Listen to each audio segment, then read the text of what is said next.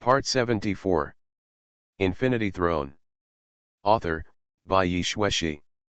Chapter 736. The Setting Sun. The figures of the heroes returning from the battlefield were reflected on the city wall.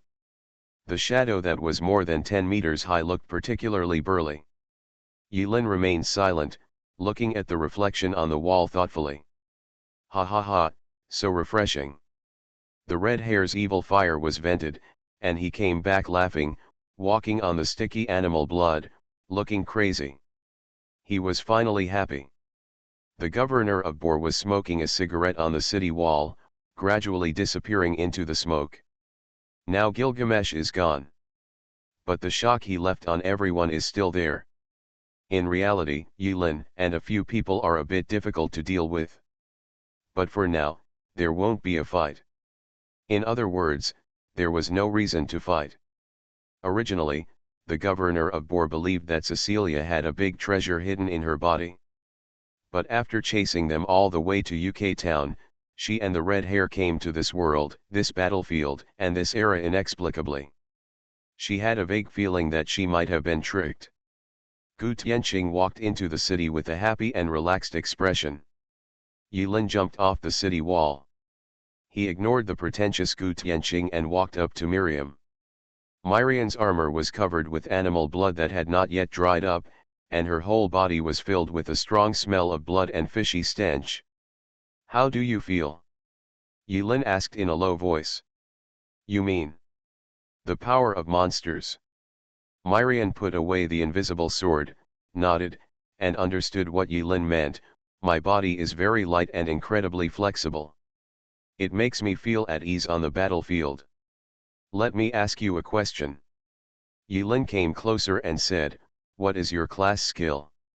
Oh, Miriam couldn't figure out why Yilin's movements and expressions were so sneaky. But when she saw that Yilin didn't mind her smelly and dirty body, Miriam's hair trembled slightly, but her face was very calm. She counted the class skills on the panel one by one with her fingers: intuition, to magic power, mounting, flower in the mirror, power of Titan, sword heart transparent, dynamic vision, absolute balance, fairy blessing, heart of justice. Miriam was only halfway through her words when she noticed Yilin staring at her. Her reaction seemed a bit strange. She had to stop reading and asked curiously, "Is there any problem?" Yilin shook his head.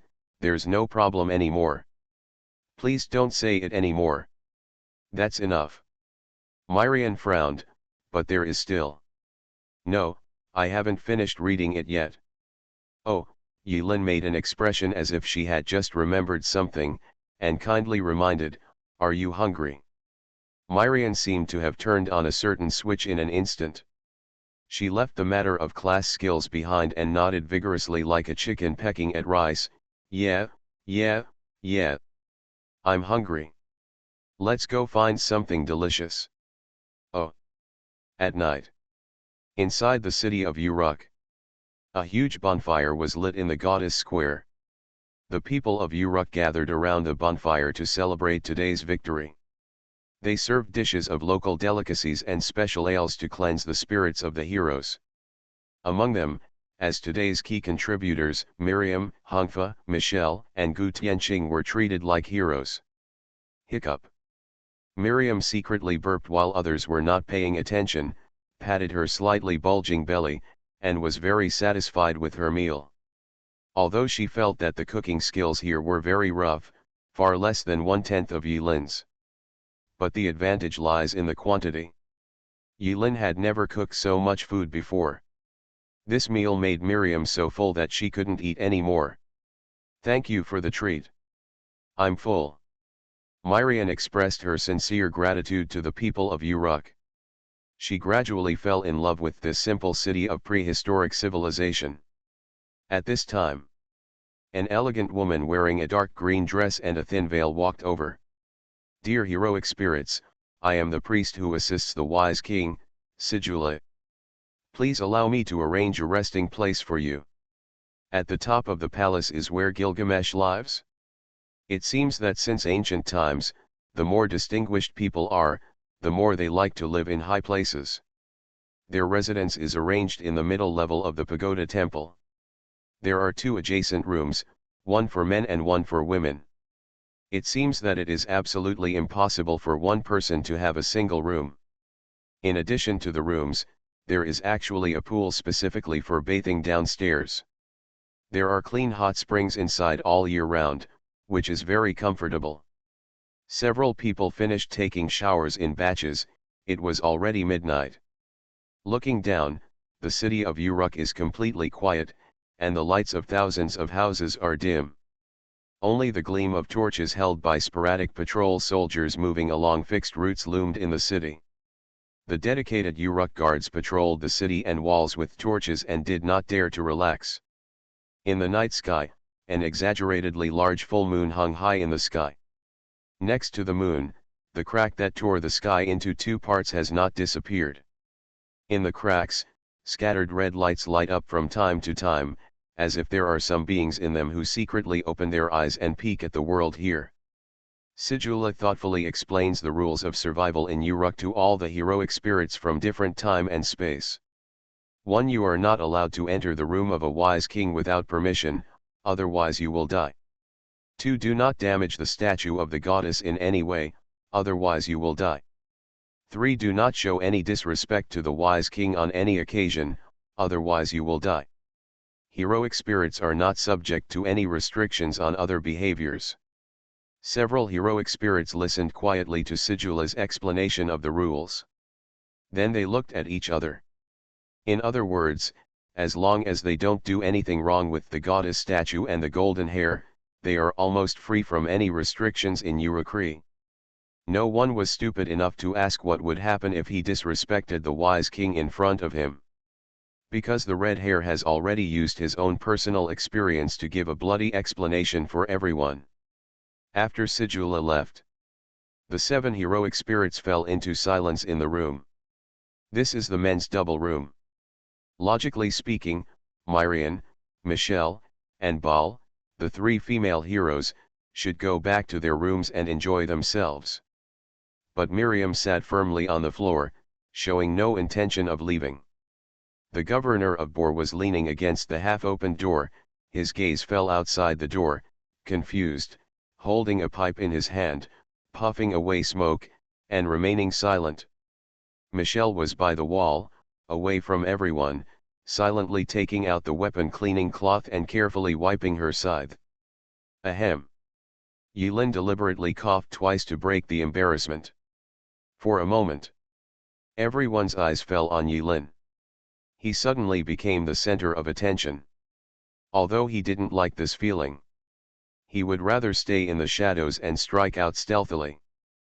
But right now, there seems to be no other better way. Let me say something. Yulin calmly took out 2 small pistols and played them back and forth in his hands. If any of you owed money, had any grudges, or had any grudges before, please settle them now. I don't think anyone would like to see that. In the ensuing war, he was stabbed in the back. As soon as Yulin finished speaking, the red-haired man stared at Yulin, snorting and snorting from his nostrils, with a ferocious expression as if he wanted to wash Yulin clean and eat it into his stomach, as if to say, I have a grudge against you. Beside the door, Governor Bor smiled disdainfully. Kodo Mine raised his hand. I think what Mr. Iron said makes sense. We are in the same situation now and we should cooperate for the time being. Yulin glanced at Kodo Mine Justice and continued, I think some of you still don't understand why we are in the current situation. To put it simply, it is the clock tower. I think you all have learned from various through the channel. I learned something.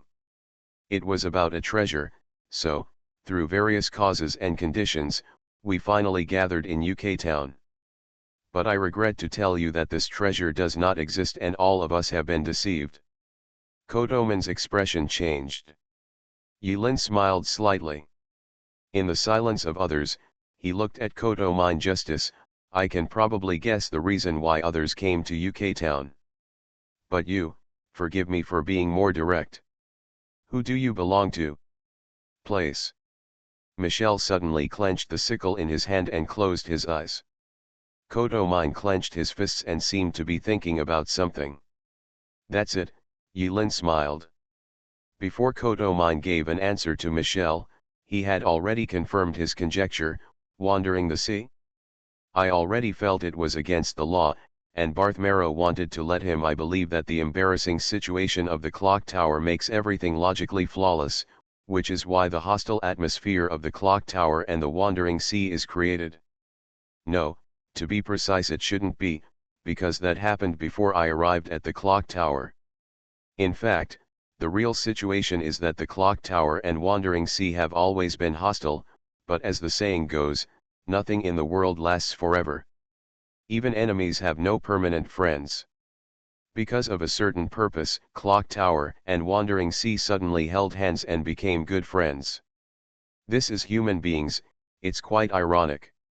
Wait a minute.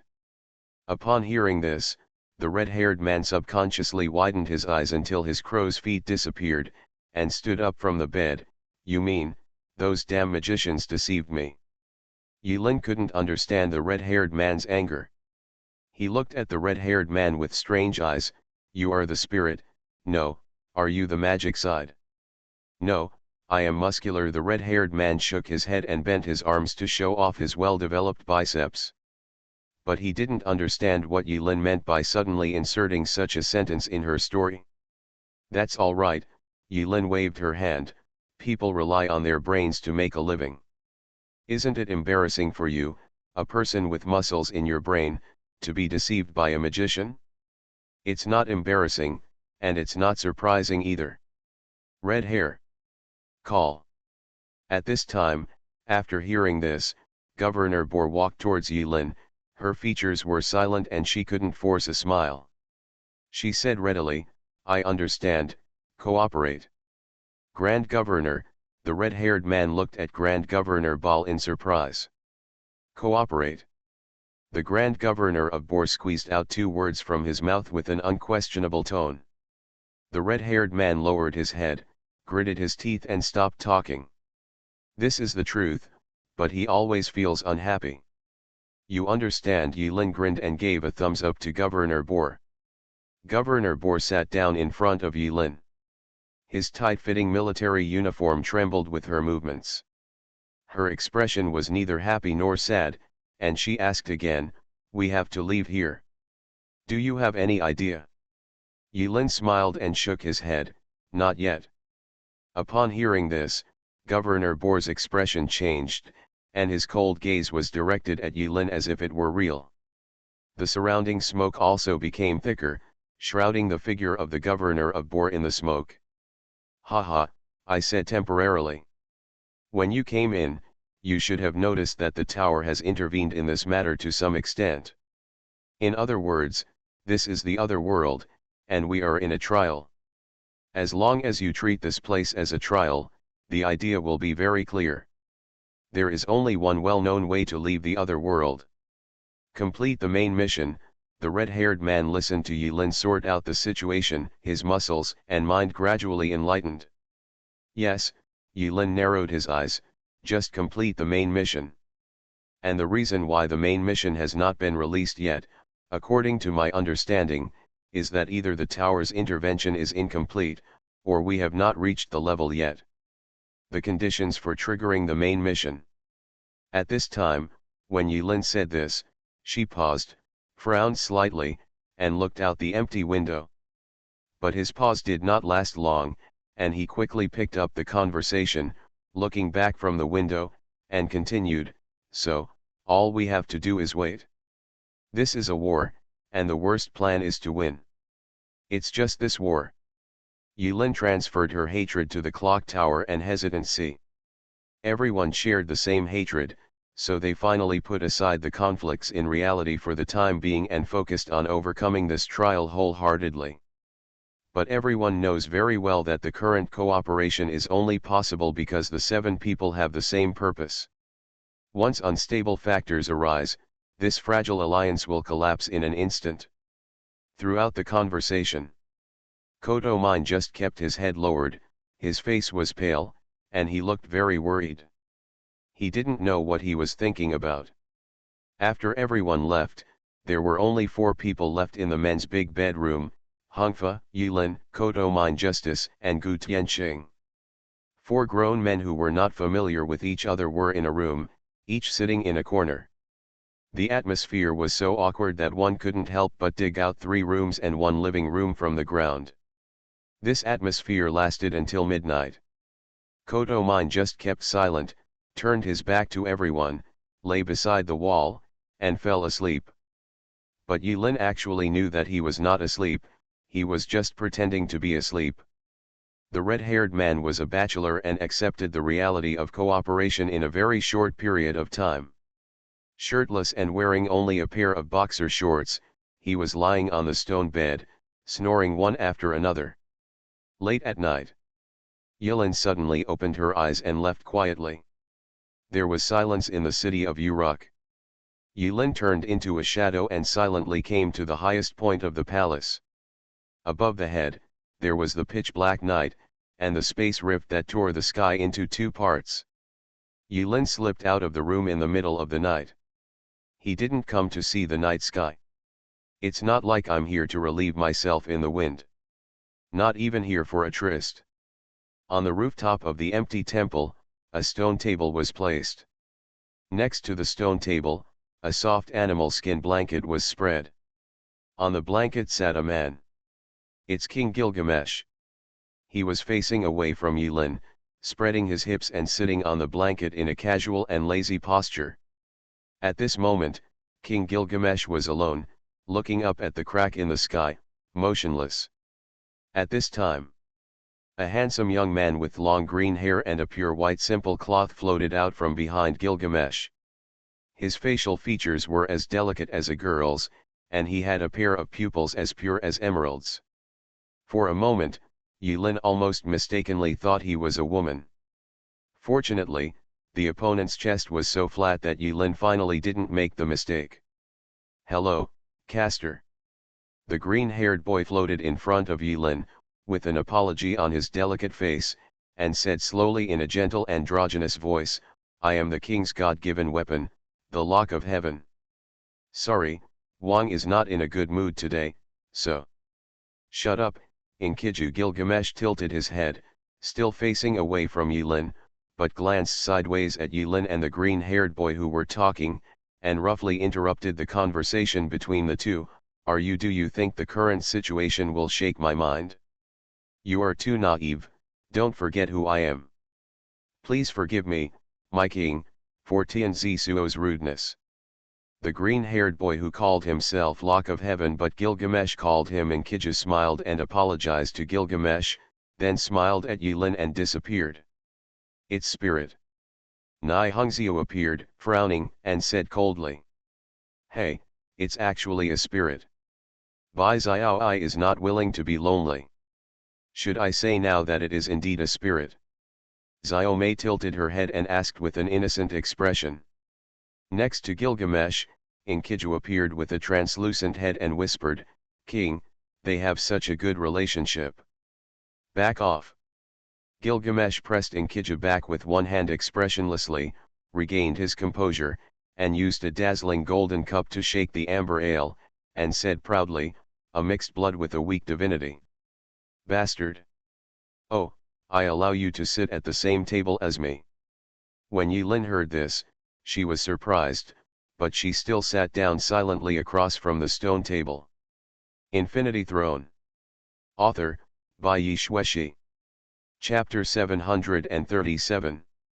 Chapter 730. The meaning of our existence in this era. 4,400 words. Is the scene in front of me real? Yulin was deeply suspicious. If it were true, it would be incredible. This is the first meeting after 5,000 years. Yulin, and the king Gilgamesh who only exists in legend. This is the age of gods, the age of gods. It belongs to Xiao 11's era. What is the outcome of this war? Yulin sat on the stone table. Silent. Gilgamesh's red eyes turned golden again. In the dark night, the gold shines like 2 light bulbs, dazzling. On the stone table, In front of Yulin and Gilgamesh, there were ceramic wine glasses. Gilgamesh snapped his fingers. The golden ornate cup tilted slightly in mid-air, and the two men filled the pottery cups with wine without any warning. With Yulin's current strength, she was completely unable to detect how the amber ale was poured into the pottery cup out of thin air. Be thankful, this is our Uruk specialty ale. Gilgamesh looked into Yulin's eyes with a you should be grateful expression. Yurin does not drink alcohol. I don't have a habit of drinking either. But for some reason, the ale that was as clear as amber in the wine glass had an irresistible attraction. Yulin frowned slightly, and drank the ale in the glass under the aggressive eyes of the other party. In an instant. After Yulin finished drinking the glass of ale, her mind was pounding, and two words echoed over and over again. It smells so good. The ale melts as soon as it enters the throat, and there is no feeling of passing through the esophagus and entering the stomach. But almost at the same time, a warm current rose from the abdominal cavity and spread throughout the body, causing the pores on Yulin's body to spread involuntarily. Yulin had the illusion that she would float in place at any moment. It's magic. This ale has magic added to it. No, to be precise, that cup of ale is the concentrated magic itself. After a while, Yulin figured it out and rubbed her palms under the table. In modern times, in order to accumulate magic power, magicians need to pass it down from generation to generation and accumulate it over time before they can store magic power in hair, body fluids, and other organs. For modern magicians, magic is a consumable, a luxury that cannot be regenerated once it is squandered. They need to use their own vitality to refine, concentrate, and produce magic power. They will fight for magic power throughout their lives. But just this glass of ale made Yulin feel like he was wandering in the magic and taking a hot bath. Not just that glass of wine. And this era, this place. The sour smell of magic is everywhere in the air. Here, magic is like air, on which human beings depend for survival, but it is inexhaustible and endless. No wonder this is the age of gods, the age of gods. If you are immersed in such rich magic power all day long, even a pig can grow into a magic flying pig, let alone a human being. When Yulin was surprised by that glass of ale, Gilgamesh spoke, with a rare hint of confusion on his face, "Caster, there is a layer of mist on your body." Hearing this, Yulin temporarily suppressed the shock caused by the glass of ale, raised her head, and looked at the king. "So, this is the reason why I came here.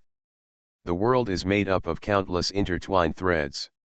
These threads constitute the present, past, and future that we can understand. And my eyes can see some of these threads from the future in you." Yulin remembered Gilgamesh's strange comments about Miriam and Kotoman's fairness on the first day. Eyes that can see the future? Is this something humans can have? So outrageous? Yulin subconsciously felt unconvinced. "You mean, you can see the future? Reptile, don't use your little wisdom to measure the power of King Uruk." Yulin's ears automatically filtered out Gilgamesh's mantra and continued to ask, "So, do you know who our enemy is?" Gilgamesh raised his head, looked up at the night sky, and said, "Of course I know that he is just a mere god." Their enemy, is God. Yulin always felt that this word was very close and yet very far away. It's very close, because the origin of everything is the sentence, "Do you believe in God?" Said to be very far away, Yulin always believed that with their strength, it might take a long time before they have the opportunity to come into contact with the existence of this class. Even, no chance.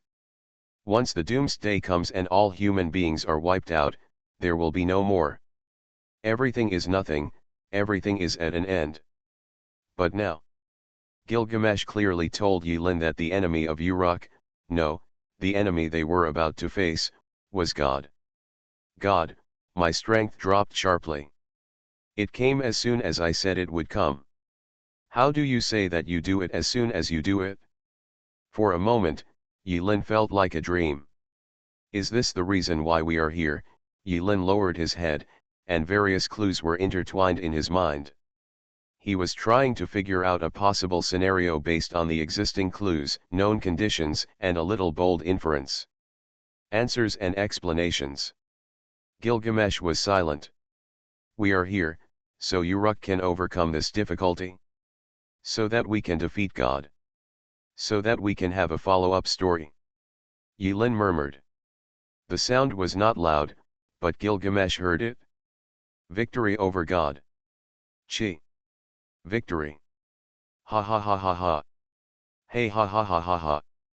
At this moment, King Gilgamesh heard Yilin's words as he muttered to himself. He immediately went out of his way and burst into laughter, covering his abdominal muscles. While laughing, he couldn't help but bang his hands on the stone table. This sudden laughter made Yilin confused and had no idea what was going on. King Gilgamesh laughed for a full minute. Yilin just looked at Gilgamesh laughing with a dull face. Gilgamesh rubbed his eyes, laughing to the point of tears. That's right, I haven't heard such a touching joke for a long time. Today is a memorable day to commemorate the severe pain in the king's abdominal muscles. Yilin. After stopping his laughter, Gilgamesh stood up slowly. Behind him was the bright moonlight and the messy night sky. Ignorant caster, you still don't understand. You still don't know the meaning of your appearance here. You carry a fog with you. Perhaps, this fog is the real reason why you came to this era. Gamish smiled and said, the futility of ants can always bring some joy to the giants who are high up. I am in a very good mood today. So, now I will make an exception and let you, the ignorant, experience for yourself what the world is. The difference. The world is different. This word is quite fashionable. Yilin was stunned. Thank you for your kindness, caster from the next generation. A little golden light appeared next to Gilgamesh's hand. A slate book appeared in his hand. On the slate book, the ancient words flexibly moved from the slate, as if they had come alive. Circles of golden lines, like substance, stirred silently around Gilgamesh. It's magic. This is the magic of the Age of Gods. Circles of space ripples appeared behind Gilgamesh. Various weapons shining with golden light appeared majestic in the vast ripples of space behind Gilgamesh. What is he going to do? Are you suddenly showing off? Yilin watched helplessly as Gilgamesh suddenly showed off, and a ridiculous thought flashed through his mind. But after a few seconds, buzz buzz. A strange sound sounded in Yilin's ears. Strange sounds came from far away, from outside Uruk. Outside the city of Uruk, something seemed to be moving silently in the deep darkness. Xenia. Gilgamesh sneered, and the weapons that emerged from the ripples were like cannonballs, spanning several kilometers, turning into streams of light and shooting into the depths of darkness. Boom boom boom boom. Continuous explosions illuminate the dark night. Buzz buzz dash. The shrill wails made Yilin's ears hurt. But he couldn't care less now. He looked in amazement at the place Gilgamesh bombarded. There was a black giant 100 meters high, wailing and falling to the ground under the continuous bombardment. It's a monster.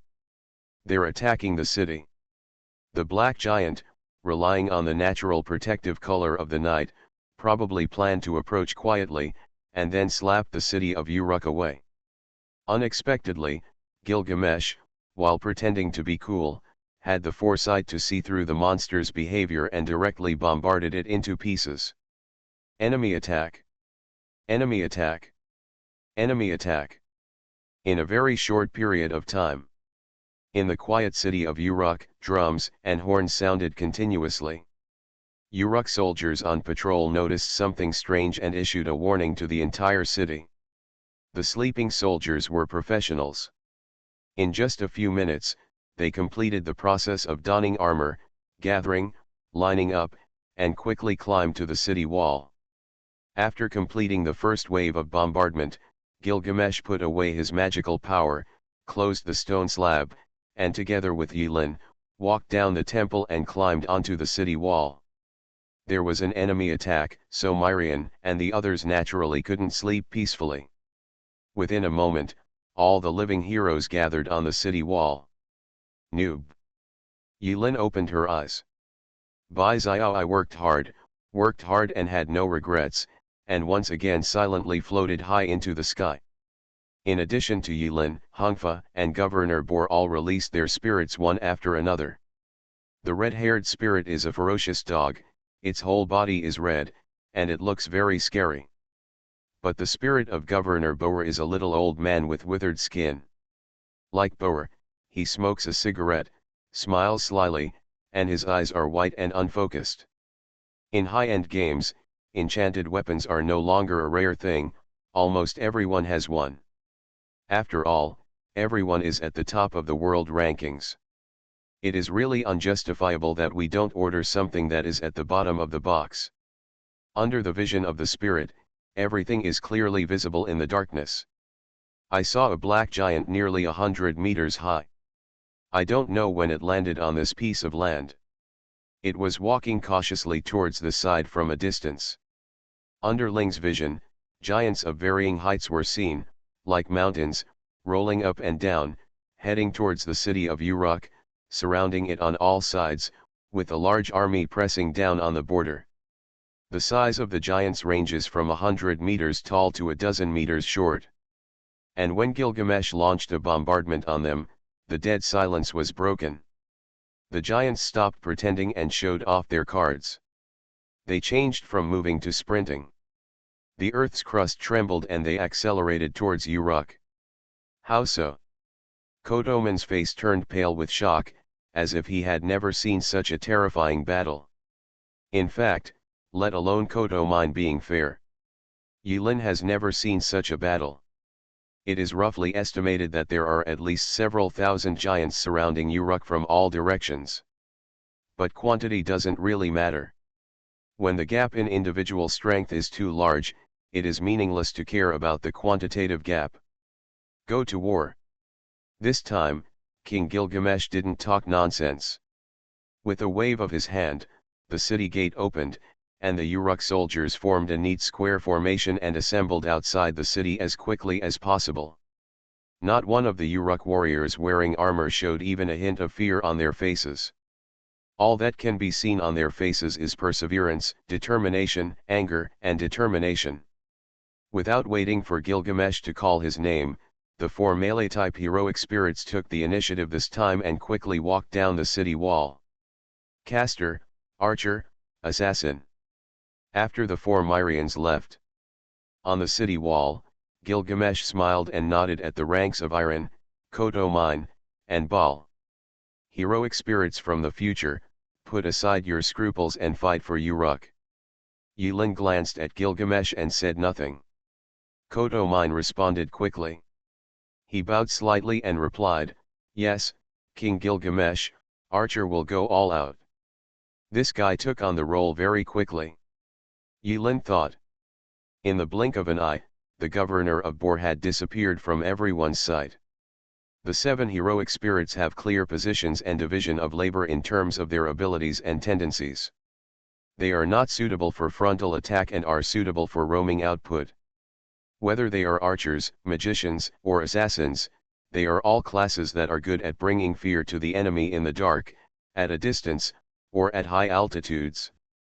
The premise is that those black giants have the emotion of fear. The enemy has entered range. Magic cannon. Fire. Priest team prepares. Spell salvo. Bayu bia bayu.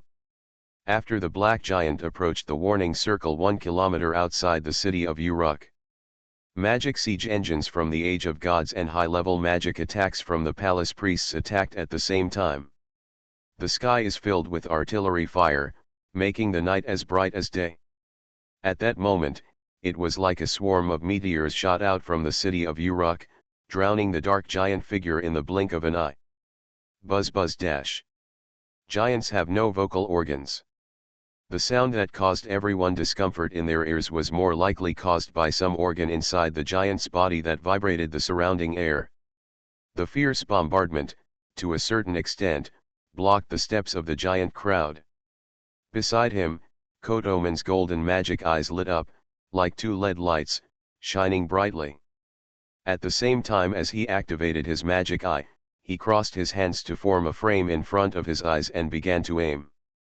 Waves of invisible fluctuations were shot out from Zi Yanfan's hands.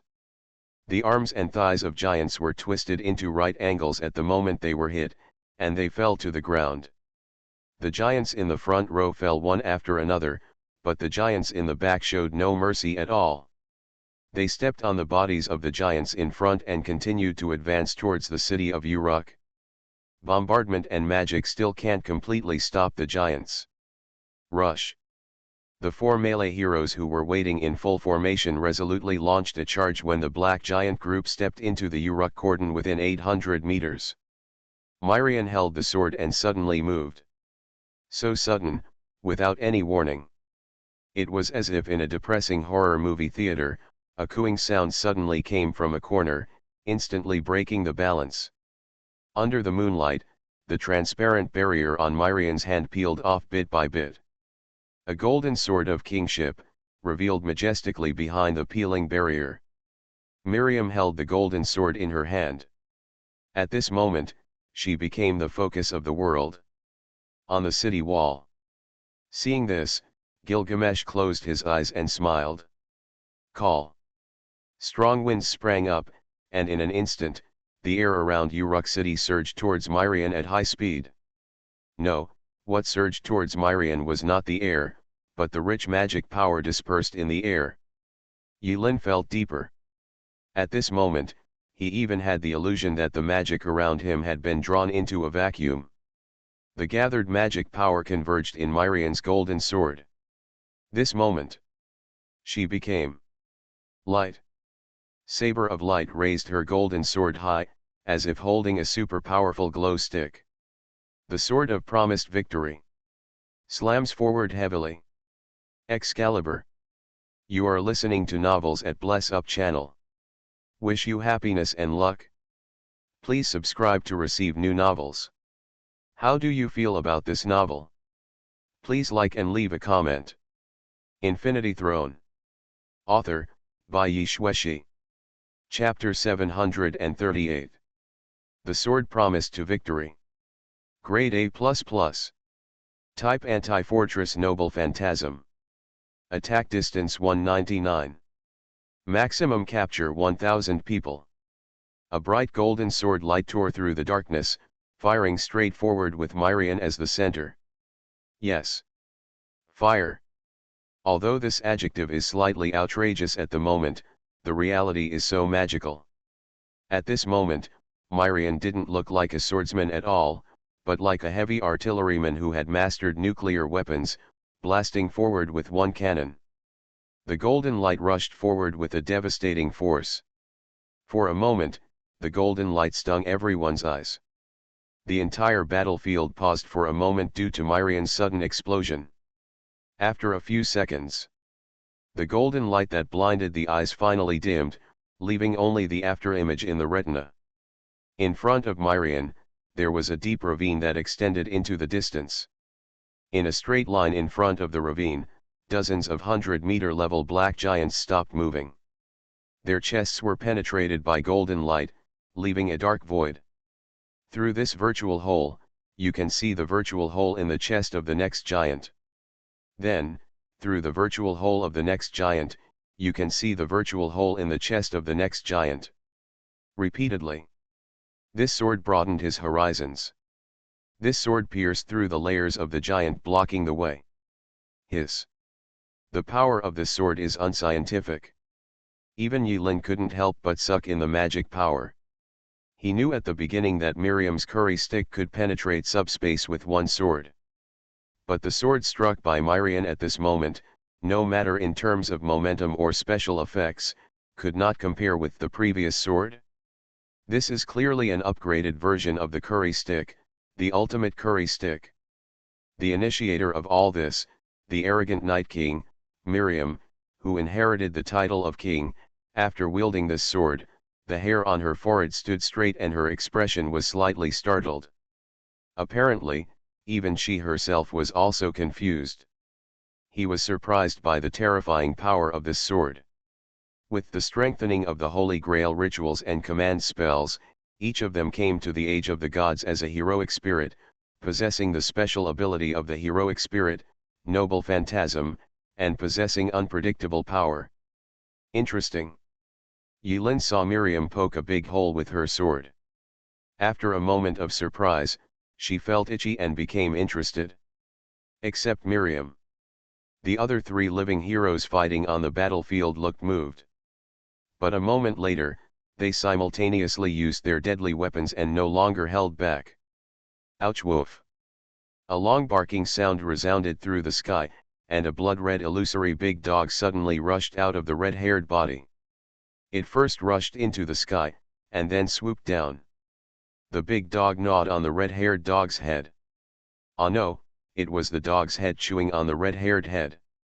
In an instant, traces of scarlet blood seeped out from every pore in the red-haired body, turning into blood mist.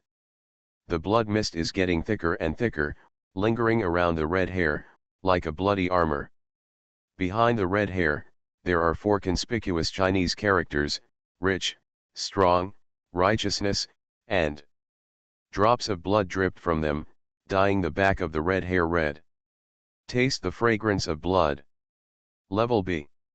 Type noble phantasm against people, self. Attack distance 1. Maximum catch 1 person. In the dark night, the red hair who used the noble phantasm looked like a beast covered in blood. The beast came out of the cage, and in an instant, he ejected from the military formation, leaped high, roared, and punched the giant in the chest. The red-haired figure is one of the strongest among humans. He is tall and mighty, but compared to a giant who is hundreds of meters tall, he is like a big dog with a small louse crawling on it. The big dog pats it casually. The kind that can be beaten to death. But the redhead rushed forward anyway. The tall monster did not bring fear to the heroic spirits, but instead inspired them to fight. Miriam was the first to take action. She annihilated the giants in a straight line in one fell swoop. It was like the first trumpet of victory blown on the battlefield, setting off a counter-attack for the human side. Kill! Kill! Kill! The red hair and eyes were red, and the swirling blood mist flowed, converging into an indestructible fist in front of his fist. Bare fist die Stramung. Laugh. At this moment, no one could clearly see the speed of Hungfa's punch. When the red-haired man had just positioned himself in mid-air, the black giant in front of him paused for a moment as he sprinted toward Uruk without thinking. The next second. Boom. A dull sound exploded in the giant's body. Buzz buzz dash. The organs inside the giant's body made a sickening tremor.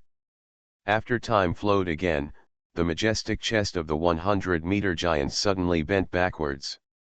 Where the red-haired fist landed, there was only a small, insignificant dent, but the giant's back exploded for no reason, leaving a rotten hole about 10 meters in diameter. In the harsh wail. Giant. Collapsed. Trash, nothing but appearance. A cruel smile appeared on the corner of the red-haired man's mouth. He killed a black giant with one punch, and went straight to the next giant without losing power. The red-haired D. Solomon, a national-level player from Germany, can be seen in the air with his strong latissimus dorsi arched like a spring, his body shape is strong, and his posture is like a male dog in heat. The red-haired expression became more and more ferocious, and he decisively turned on the killing mode, charging into the depths, punching one after another, and it was a joy. These black giants look pretty awesome, but I didn't expect them to be embroidered pillows, which are just fancy but useless. I'm too strong. Ha ha ha. Alas. Another part of the battlefield. A group of phalanxes charged towards the giant. The Uruk soldiers sang loud war songs and challenged the black giant. Human power seems extremely small in front of giants. Even if they are the people of God, supermen with special powers in the age of gods. But the giant stepped down, and the phalanx was instantly trampled to pieces by the terrifying force.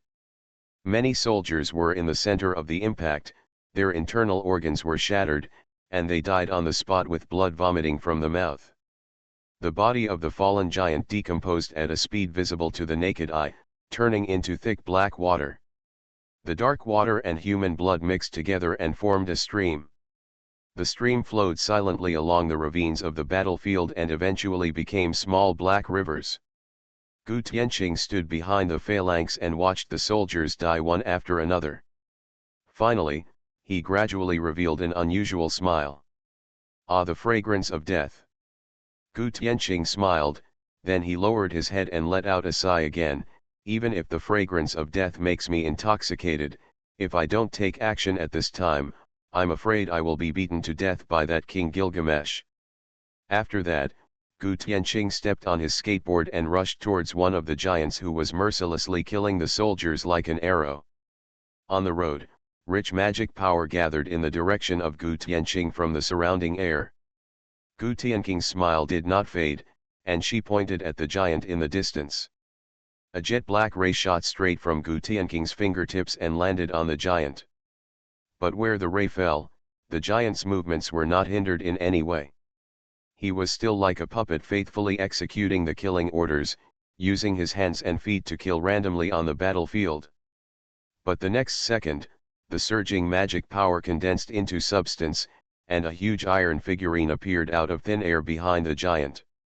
It is said to be an iron figurine, but if you look closely, it looks like an exquisitely crafted iron coffin. The shape of the coffin is that of an elegant and smiling iron lady. 2 lines of bloody tears were shed strangely from her eyes. The strong smell of blood surged out from the open iron coffin and filled the entire place. Everyone present couldn't help but frown. When the smell of blood came out, they all had the illusion that something was covering their mouths and noses and that they couldn't breathe. If my love doesn't convince you, I will give you the most painful hug. Bloom, Freya. Iron Maiden. Execution. Gu Tianqing smiled and snapped her fingers, and countless huge spikes suddenly protruded from the inside of the iron coffin. The iron coffin suddenly seemed to come alive, and the spikes inside were like the fangs of a ferocious beast. The 2 sides of the open coffin suddenly closed shut with the force of lightning and flint, sealing the moving giant tightly in the coffin. Execution with a smile, fatal embrace. Grade A. Type versus single noble phantasm. Attack distance 1-5. Maximum catch 1. Kakaka dash. Chi chi chi. Inside the 100-meter tall human-shaped coffin torture instrument, there was the sound of gear transmission and the sound of countless spikes poking into the flesh, which made people's scalp numb. The 100-meter giant struggled desperately in the torture device. The huge torture device shook on the battlefield, and the vibrations spread to the distance along the ground. Everyone couldn't help but follow the rhythm of the action and look towards the direction of the battlefield where Gu Tianqing was. No matter who it was, when Gu Tianqing activated the noble phantasm, their eyes widened in shock at the cruel scene, and they were secretly glad that they were not locked in that cruel instrument of torture. The 100-meter giant struggled to survive in the Iron Maiden for a while, but could no longer move. Thick black water flowed from the cracks in the human-shaped coffin and merged into the stream on the ground. It's a pity that Gu Tianqing's execution with a smile, fatal embrace, this noble phantasm can only be used against a single target. No matter how powerful it is, in terms of results, it cannot compare to Miriam's one-hit curry stick. But from the perspective of visual effects, Gu Tianqing's noble phantasm can be called max level in terms of visual shock, unmatched by anyone. After easily disposing of a black giant, Gu Tianqing smiled, touched it in his arms, and quickly washed a stack of black-covered tarot cards with his white gloves. Gu Tianqing flicked his wrist, and the translucent illusory card shadows seemed to form a long chain and swept towards the Uruk army formation. Among them, the shadows of different cards shed light rain of different colors on the military formation. In an instant, every soldier seemed to have taken a small blue pill, and screamed strangely. Their speed, strength, and reaction, which were already quite strong, all rose to a higher level at the same time. A military formation sang a loud war song. On the battlefield, it was like a rotating meat grinder blade, forcibly cutting off the giant's feet. The giant that collapsed suddenly could not withstand the Uruk soldiers who had been strengthened by buff. Countless guns, knives, and halberds were stabbed at the giant. After falling down, the giant fell into the Uruk army.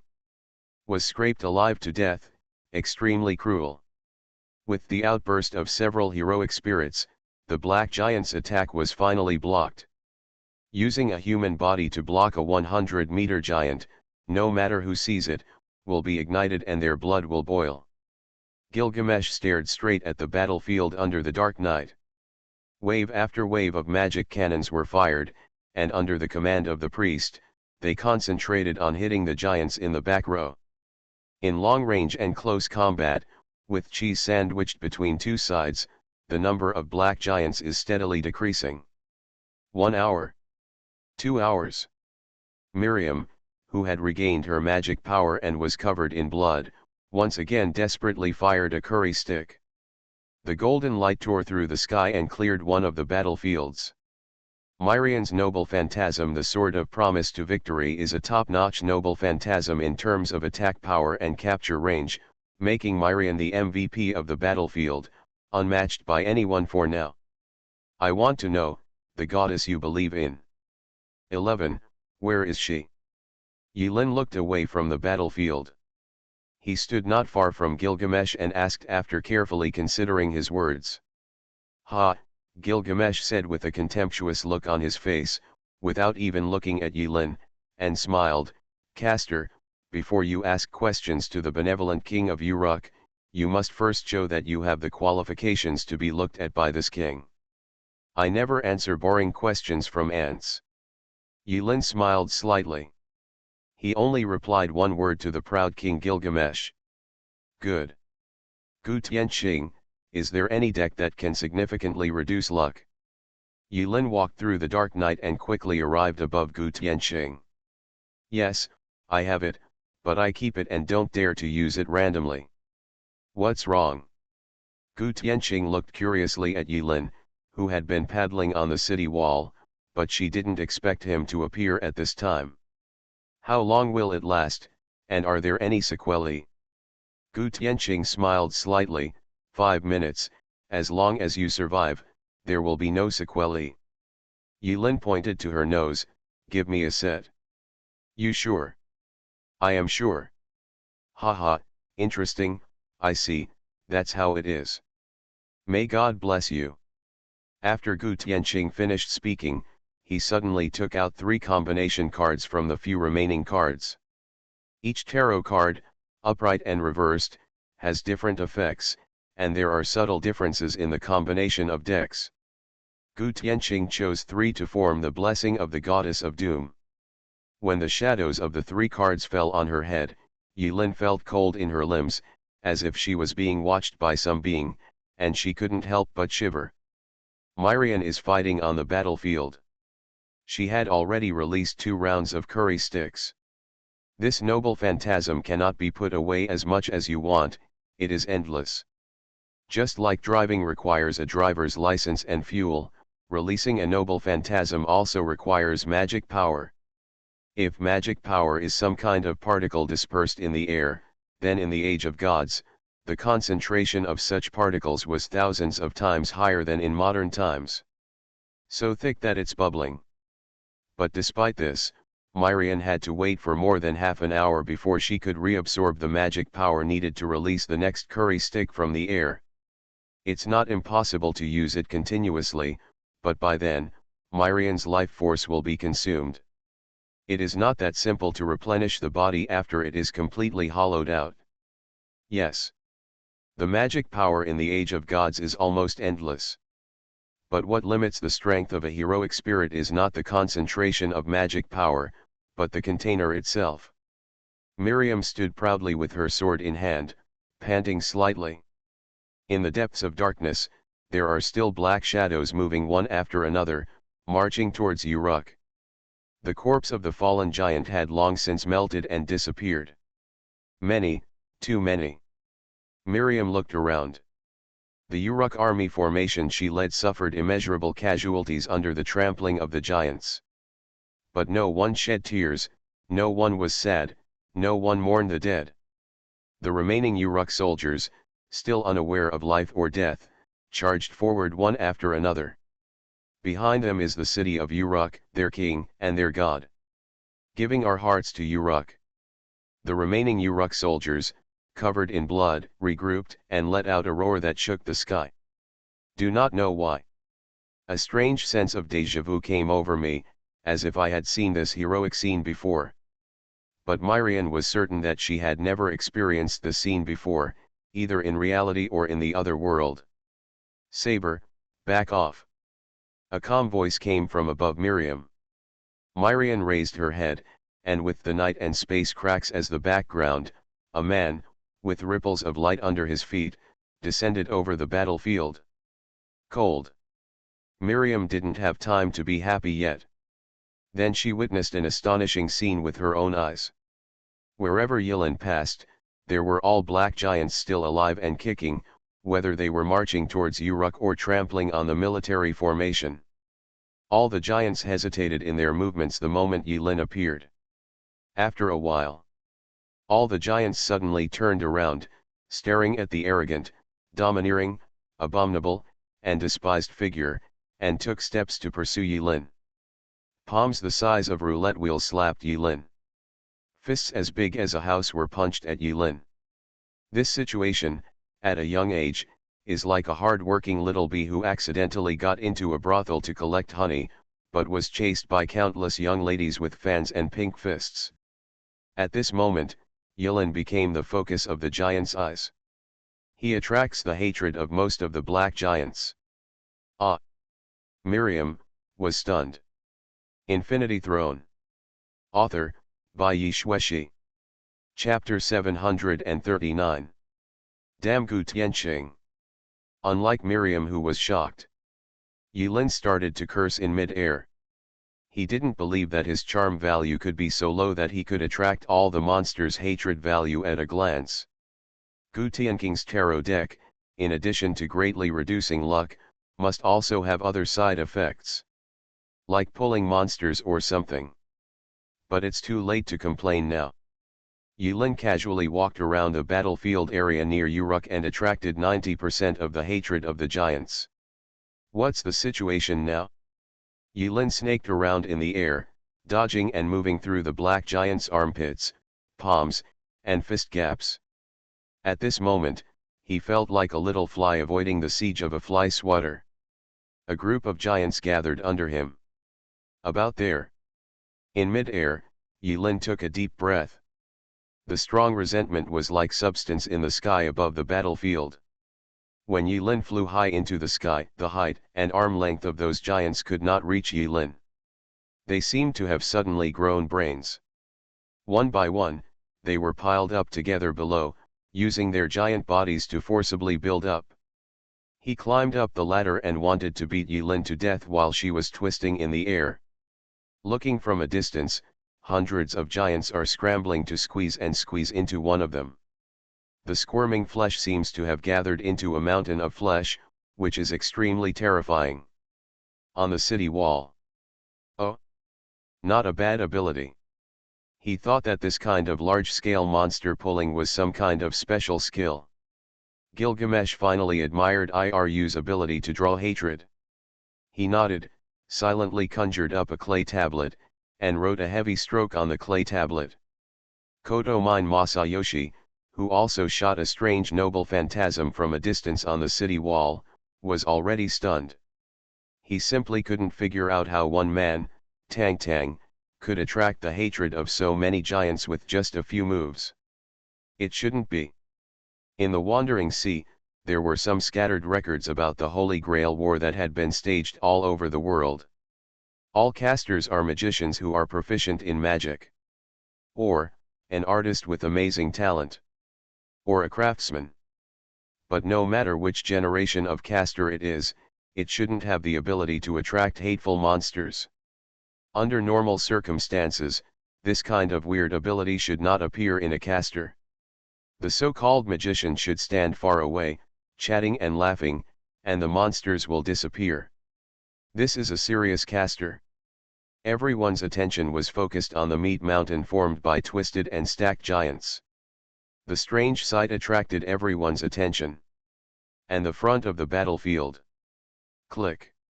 There seemed to be a sound of gears turning in Yilin's ears. It's like some switch has been turned on. The reverse extreme of luck is misfortune.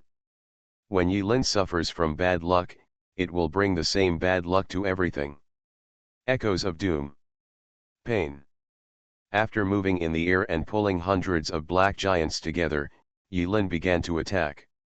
Yilin's hatred value was terrifyingly dense, and it was firmly locked on Yilin. As the magic power is consumed, the skill Disaster Haunted silently affects everything within sight. Whether the opponent's resistance is high or not can be roughly judged from the type of monster.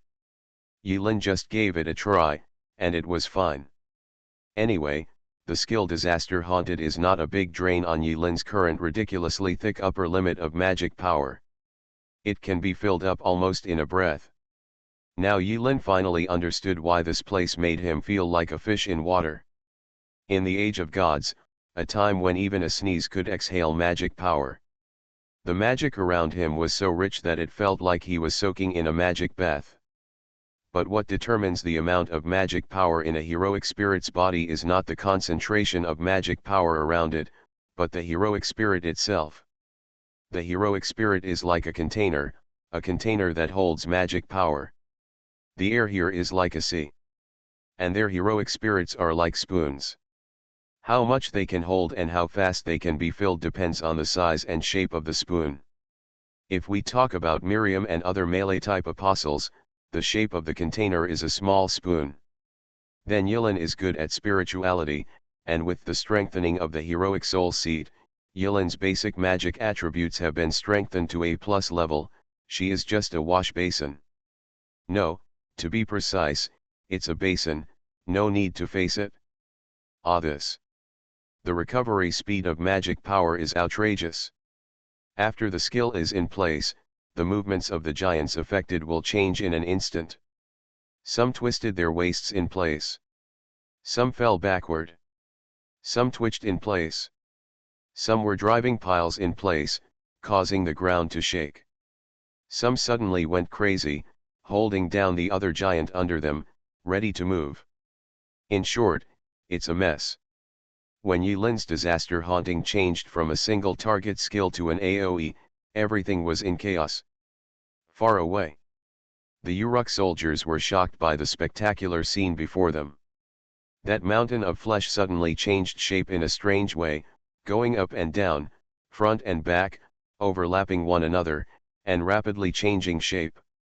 It's because there are many giants, and because of the power of Yilin's skills, they can change into various postures and positions. Some fell down, some stood up again, and some were crushed into pulp. For such a giant monster, only one move is the most cost-effective. All kinds of abilities and treasures flashed through Yilin's heart. Although his current identity has become a heroic spirit, and his magic power is almost endless, but it is by no means unlimited. How to control the consumption of magic power is a required course for a good magician. So, Yilin calmly clasped her hands in front of her body, rubbing her right hand with her left hand and her left hand with her right hand. In an instant, in Yilin's hands, the space was distorted, and the magic power around him converged crazily towards where Yilin was, forming an invisible magic vortex. After a while, the giants who had been ravaged by their own people finally came to their senses, and the buzzing vibrations continued, seeming to express the anger in their hearts. But before the giants could get angry, Yilin had already completed the process of rubbing the ball. What happens when infinite annihilation is compressed into a small point? Yilin smiled slightly. He had no time to wipe the sweat on his forehead and carefully pushed out the little dot as big as a candy in his hand. When the little dot was dropped from Yilin's hand, the world seemed to stop. At that moment, that insignificant little dot seemed to become the focus of the world. The only thing. Looking from a distance, in the dark night, a man looked down at the world. From his hand, he gently dropped a dark star, sucking in all the light. Free method black star. Under the age of gods, combined with his own grasp of annihilation, Yilin finally completed this move. He chose a satisfying and catchy name for the move at the speed of light. My brain is getting better and better. Black star fell downwards. Little by little, drop by drop, like falling petals. Like a falling meteor. Not long after Yilin threw the black star, a few seconds later, his expression changed, and he moved his left and right hands in slow motion, making a circle and coming to Miriam's side. With a quick movement of his right hand, he opened another circle and returned to the city wall together with Miriam. Tisk, the glimmer that pleases me. Black star fell into the mountain of mead. At this moment, there were no light effects and no movement. In fact, everything was eerily calm. The moment that small dot came into contact with the giant, a spatial distortion visible to the naked eye appeared with the black star as the center, and the layers of giants were instantly twisted into a spiral shape. In the blink of an eye, the mountain of flesh and hundreds of giants disappeared without a trace. Annihilation. Miriam looked at the scene in the distance in surprise, unable to describe it. It was like Yilin performed a small magic trick, and in an instant, hundreds of giants disappeared. The shocking scene cannot be said to be earth-shattering, but it is creepy. I don't know how to describe it in words. If I had to use a pale metaphor, the monster was like a pattern on a drawing paper, which was wiped clean by an eraser in the blink of an eye, leaving no trace. After triggering the annihilation effect, the power of the ball even exceeded Yilin's own understanding. Even he himself didn't understand the principle by which that thing was made. And by what principle, everything within the affected range is annihilated. Something that even Yilin couldn't understand happened so easily. After rubbing Black Star, Yilin felt waves of emptiness. It seemed to be hollowed out. Even in the age of gods, the consumption of this skill was far beyond Yilin's imagination. Black Star is made from the released grip of annihilation. It can be said that the essence of that skill is reproduced in another way. Then, the consumption of skills cannot be measured by normal consumption. After Yilin took action, everything stopped. He attracts all giants from both directions. Almost empty. The few remaining ones can be easily dealt with by the Uruk elite military formation. They are not ordinary people. Every one of the people of Uruk in the Age of Gods is at least a transcendent being. If they had not arrived as heroic spirits, based on their actual strength, it was very likely that several Uruk soldiers could have beaten them to death. Gu Tianqing hummed a little tune and led the disabled army back towards Uruk city. In one fell swoop, Yilin almost cleared away the remaining giants on the side where Myrian and Gu Tianqing were responsible. Remaining two sides.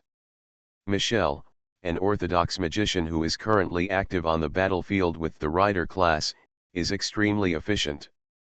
He holds a scythe and moves through the battlefield at a speed that is difficult to distinguish with the naked eye. In conjunction with the military formation, one giant after another is defeated. Down. Behind her, all that was left was the sound of continuous sonic booms. After the red-haired man used his real skills, his efficiency was much slower than the others. He witnessed the power of Yilin's Black Star with his own eyes, and his heart felt like a stormy sea, with waves of fear. If Yilin had come here for a while in Munich, his city hall should not be left in ruins, but a hole. A bottomless hole. Just after a second thought, he turned his head and reasonably speculated that Yilin's ability to use this ability should be the result of being strengthened by the heroic soul seed with the caster class.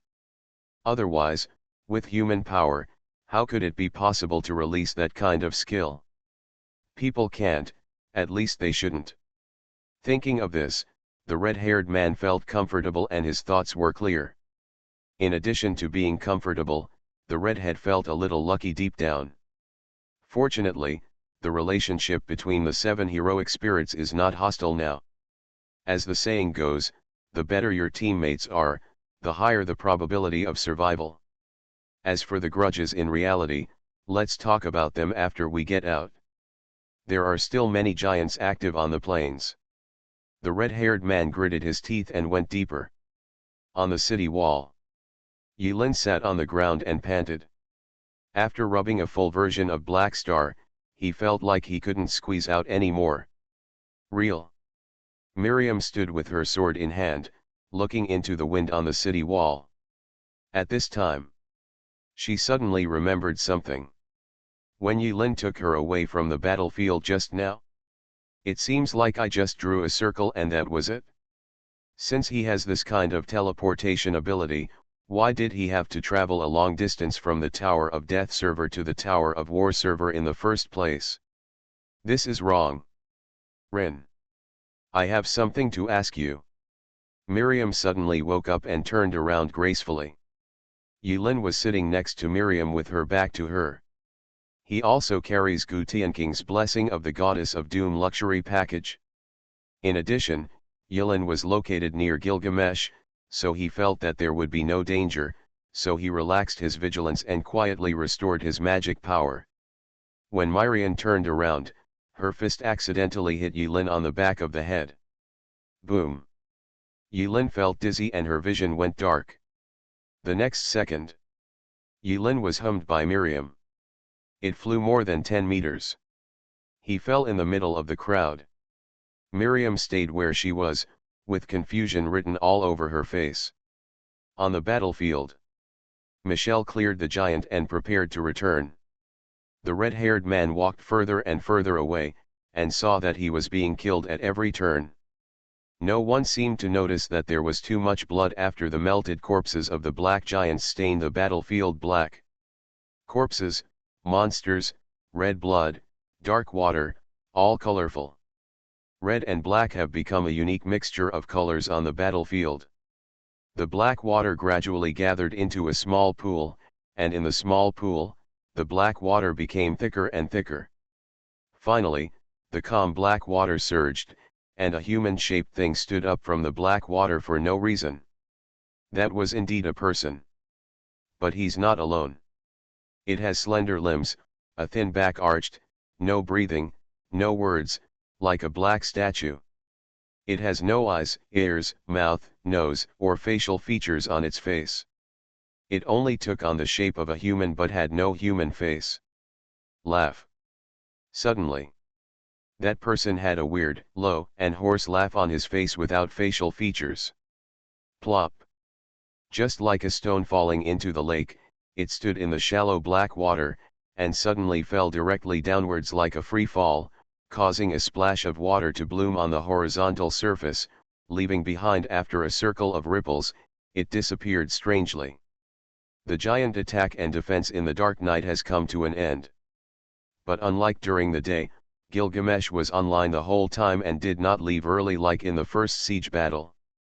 His eyes, which had always maintained the brightness of the lead light, were shining gold and very dazzling. Almost all the giants around Uruk were killed. A few kilometers away, Red Hair was fighting alone, his red curly hair shining like fireflies in the dark night. Suddenly, Gilgamesh frowned and used magic to amplify the voice on the battlefield. Berserker! Return to the city immediately. Gilgamesh's voice, amplified by magic, swayed far away from the walls of Uruk. The red-haired man was so excited that he jumped high and fell heavily. After punching a giant's head into pulp, he rubbed his ears with disdain and cursed in his mind. What's your name? Do you really think I'm your dog? Hey, when you saw that I was almost finished killing you, you just called me home, right? But scolding comes with scolding, and you still have to be obedient. The redhead suffered a lot as soon as he came in, but he didn't want to be strung up in chains a second time. He clearly felt that there was nothing behind him. But when the red hair turned around, but his eyes suddenly widened. A strange shadow with long, thin limbs and no facial features was almost face to face with the red hair when he turned around. From the shadow's face, the red-haired man could not feel any signs of breathing or other life fluctuations. It seemed that the other party was really just a shadow. A real shadow. Laugh. The shadow put that weird face in front of him. Laughter came from behind that face inexplicably. The long hand was like a snake, hissing, bent at a strange angle, holding a small black broken knife, and stabbed the red hair between the ribs. I am stupid. On the city wall. Gilgamesh closed his eyes. When he opened it again, his pupils had returned to light red. Tisk, it's too late. King Gilgamesh shook his head and said softly, not knowing why. Infinity Throne. Author, by Yi Xueshi. Chapter 740. Yilin lay in the ruins in a panic. 10 seconds ago, the ruins had been a small, intact mud house. I don't know whether this is bad luck for Yilin or the owner of the house. In short, a good house is gone. Yilin crawled out of the rubble with severe pain all over her body. Miriam looked nervous and trotted this way. Wait a minute. Yilin stopped Miriam from a distance and told her not to come over. Miriam was stunned, thinking that Yilin was angry. Don't come here. If you come here again, I'm going to die. The two stared at each other for 2 minutes. After the effects of Gu Tianking's deck package passed, Yilin breathed a sigh of relief. Finally got over it? From this point of view, this set of boxing combinations has advantages and disadvantages. In a similar situation, when Yilin used props for the first time in Itai City to lower his luck value to the lower limit, the buildings collapsed one after another and tried to bury him. After his luck exceeded the lower limit, he felt the malice from the world. As his strength increases, he is usually able to resist this kind of malice. But not around Miriam. She is the equivalent of strong luck. The two of them stood together. Not long after Yilin stood there, Miriam turned around and flew away. Yilin couldn't imagine what would happen if she stayed any longer. After a while, Yilin couldn't help but have a strange idea. Could it be that his survival was due to Miriam's luck? But this cannot be explored in depth. Yilin dusted himself off, stood up calmly, and waved to Miriam. Miriam approached cautiously. The two came into contact again, and Yilin repeatedly confirmed that there was no strange reaction, and finally confirmed that it was safe. Tonight. Alien Legion sneak attack on Uruk. Yilin finished her trick and quietly waited for the result. But next, something happened suddenly that was beyond Yilin's expectation. Uruk soldiers on the battlefield dragged back a corpse.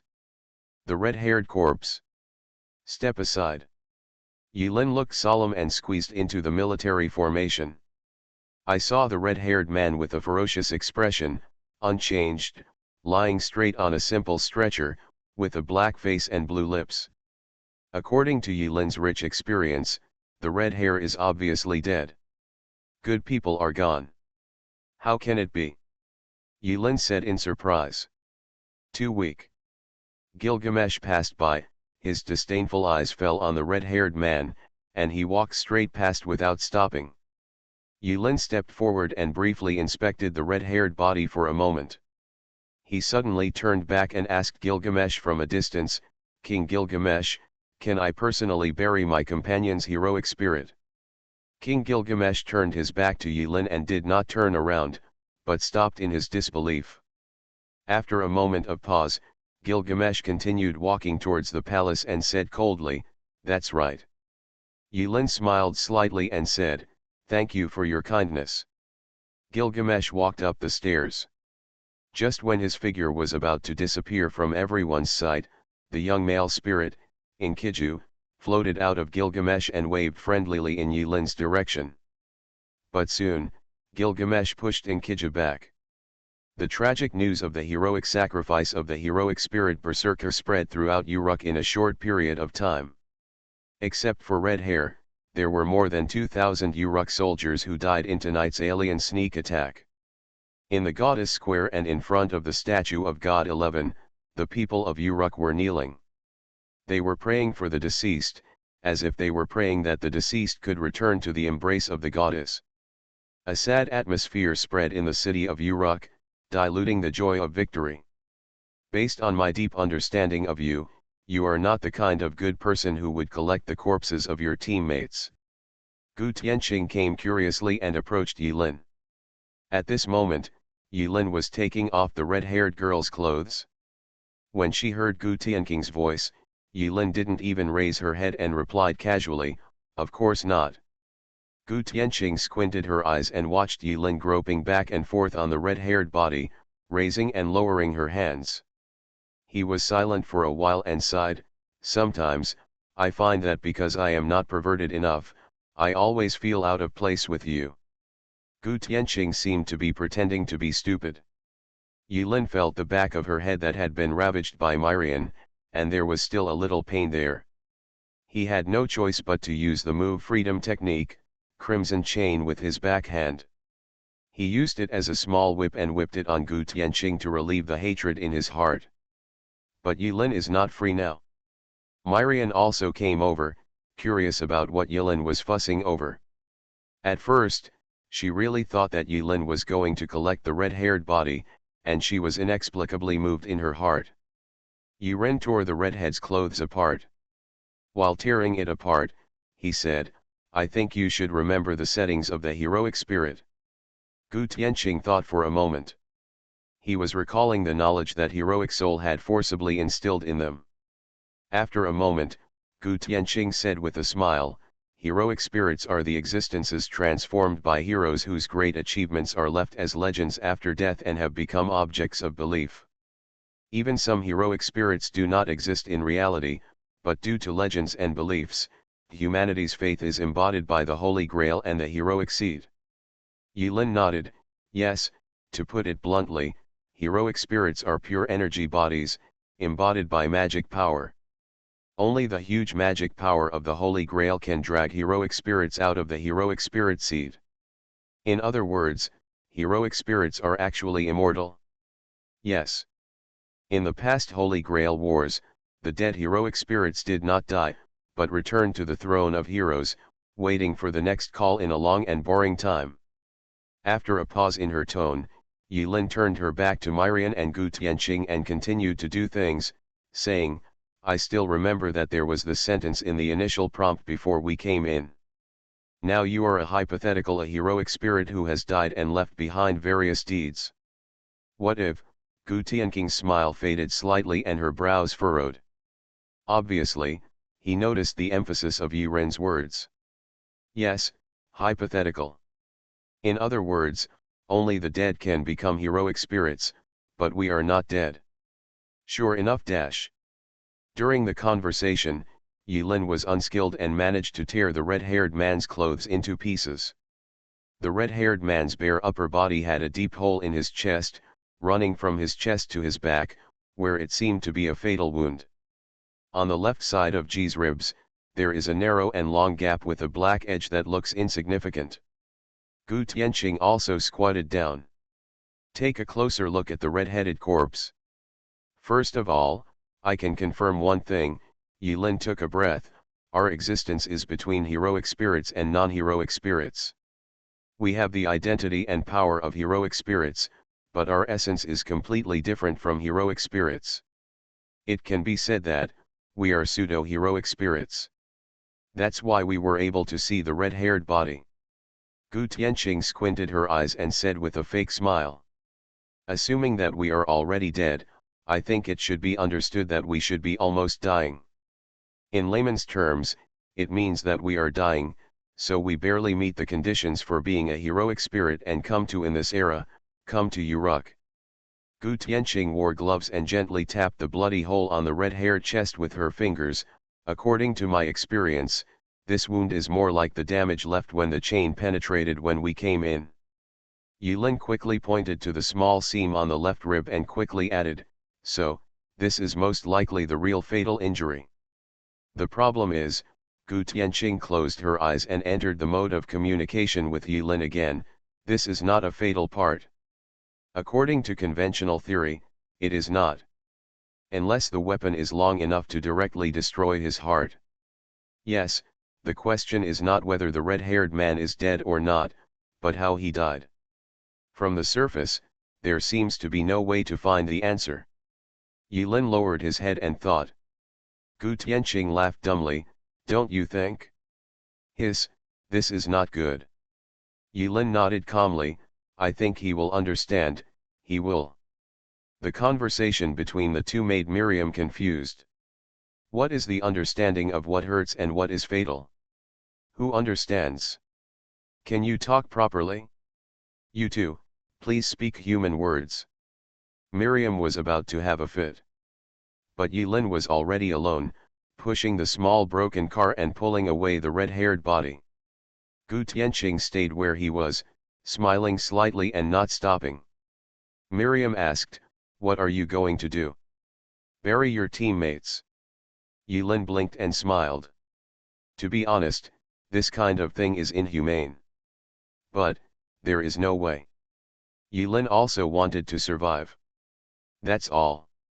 So, while doing the autopsy, Yilin apologized properly. After it was over, Yilinzhen found a geomantic treasure place by the wall of Uruk and buried the red hair properly. He stamped his feet on the soil on the grave a few times, trampling the soil firmly, and finally felt relieved.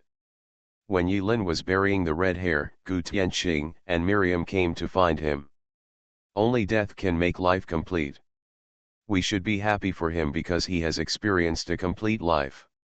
Gu Tianqing put on the posture of a magic stick and muttered something. Roll. Yilin returned to the city of Uruk, her expression not very good.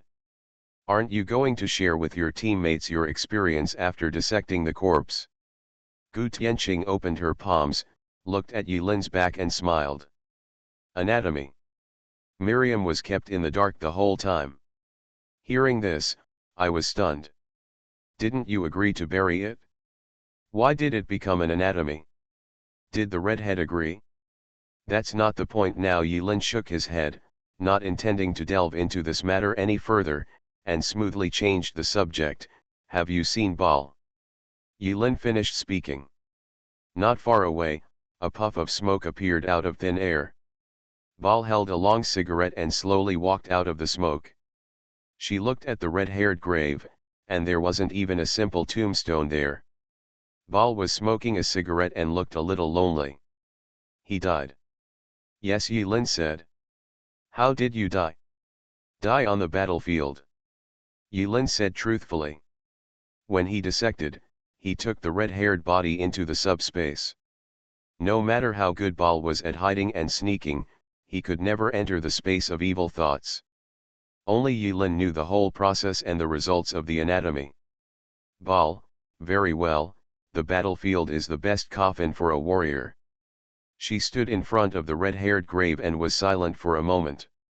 When she raised her head again, the trace of sadness that appeared on her face had disappeared. Yilin smiled. He would rather believe that Boar felt as sad as a fox dying at this moment, rather than believe that she felt sad for the red-haired death. Unless, apart from superiors and subordinates, there is a deeper and ulterior relationship between them. There is something I must tell you. Baal's eyes moved away from the red-haired grave, and he spoke to Yilin, Gu Tianqing, and Miriam in a firm tone. Yilin's eyes flashed. It seems that you disappeared all night long. What did you find? Baal nodded. I think this matter is very important and you should know about it. Us. Yes, you, all of you who are still alive. The 7 heroic spirits are obviously divided into 3 factions based on their origins and private relationships. The first is Gu Tianqing, Yilin, who are from the same guild, and Miriam, who has a close relationship with Yilin in private. Second, Michelle and Koto Mine, who are also from the Wandering Sea. Third, Boar, redhead, from the same country. But now the redhead is dead. She was alone in Baal's faction. At dawn, 7, No, 6 surviving heroic spirits gathered at the city gate. When Kotomine and Michelle appeared, they had the proper surprise on their faces that Iron and the others had gathered together. This is. The Grand Governor of Bor did not explain much. She shook her head and said in the simplest language, "You will understand if you see it with your own eyes." Yilin stepped forward, just in time.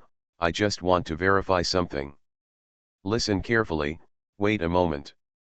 10 minutes later. The 6 heroic spirits left the city of Uruk in their own way. They chose a direction and sped outward. Everyone's face looked depressed and heavy. They were thinking about what Yilin said. "I can't believe it, but I don't dare not believe it." After the governor of Bal pointed out the direction en route, he blew out a cloud of smoke with his mouth, completely hiding himself. Yilin once again discovered that it was no wonder that Governor Bal was more suitable for the assassin class assassin than him. His 2 stealth skills, one is to eliminate the sense of existence, and the other is to turn into a shadow. However, the 2 skills, even if they are combined into a combo, cannot completely erase the shadow, and there are still traces to follow. But the abilities of the Governor of Bal were different.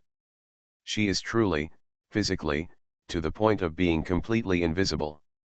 It's true that there is a world outside the sky, and there are people outside the world. Yilin decided that she would no longer pretend to be cool and say no one knows stealth better than me. In the future, it should be changed to no one in this world knows how to play magic better than me. The supreme mage who is not in this world naturally does not count. On the ground, Michelle ran forward. She didn't move forward at real speed, otherwise she could leave everyone behind in an instant. Unless Yilin opens the portal. Michelle is a rider class, but what she rides is not a mount in the conventional sense, but sonic.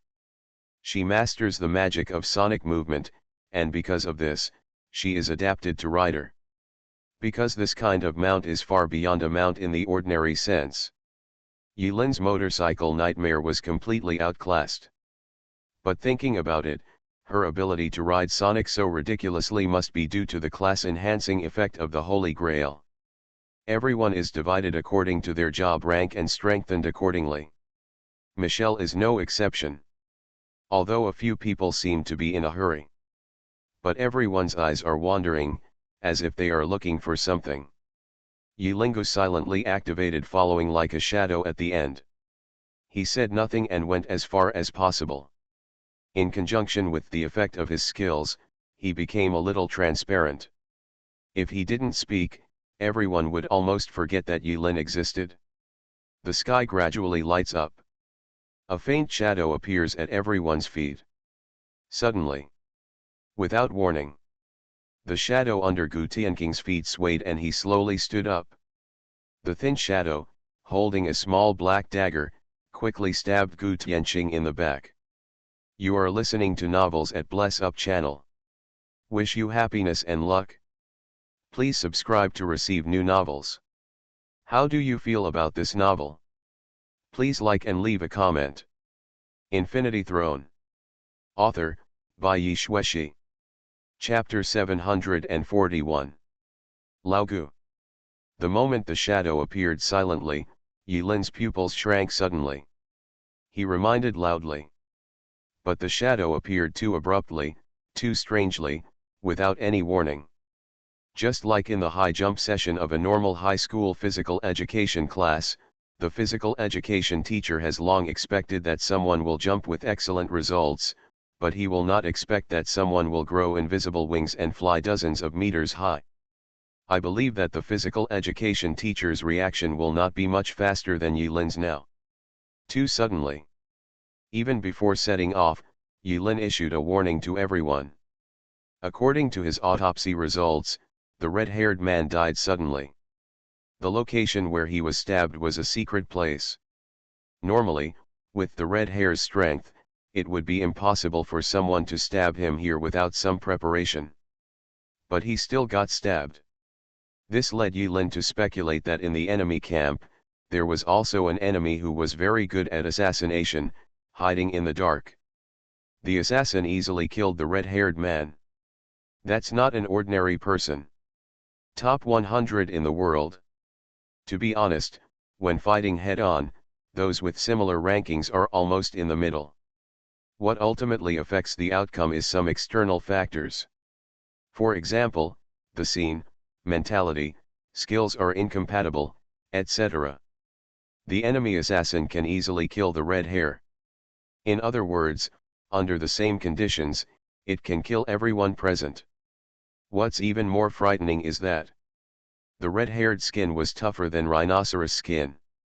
When Yulin found a blunt meat chopping knife in Uruk, he sawed it back and forth for a long time, painstakingly cutting open the skin around the red-haired wound. At that time, I discovered something terrible. His internal organs seemed to be intact on the surface, but Yulin just touched them lightly with his fingers, and they were all broken into pieces and turned into rustling powder. This is the real cause of death for red hair. The cause of his death did not focus on the wounds on the surface, but on the inside. The redhead's internal organs were killed the moment he was stabbed. Yes. Kill. Witnessing the changes in the red-haired body, a word flashed subconsciously in Yulin's mind. Kill. This is not a phenomenon that can be understood from a physical level such as destroying, smashing, etc. So, before departure, Yulin did not hide anything and told the other 5 people about the cause of the red hair's death. As for how this conclusion was reached, Yulin did not elaborate. The red hair has been laid to rest, and the soil on the grave is well trampled, so there is no need to make him feel uneasy. After learning the real way of death of the red hair, except for Gu Tianqing, everyone else's expressions were not very good. Gu Tianqing was forced to keep a tight expression on her face. Who knows what she was feeling inside? The moment the shadow appears, Yulin reminded. Gu Tianqing's pupils shrank suddenly. He instantly burst out with the strength that a spearman should have, like a rainbow, leaving the place at an incredible speed. But that shadow clung to Gu Tianqing, like a real shadow, like a tarsal maggot, difficult to shake off. I'm dying. Gu Tianqing chuckled, her face filled with indescribable happiness. But while saying this, he suddenly took out the stack of tarot cards. The dark female spirit disappeared in a flash behind Gu Tianqing. Shadow's knife was thrust into Gu Tianqing's back as soon as Gu Tianqing finished speaking. Ah! The dark resentful spirit let out a shrill cry and disappeared in the blink of an eye. After Gu Tianqing was stabbed, she suddenly fell forward. Free method crimson chain. Yulin's eyes narrowed. He had already put on the hanging ring, and circles of magic lines appeared on his wrist. From the magic circle, lightning bolts were like chains, and they were drawn towards the shadow behind Gu Tianqing. Except Yiren.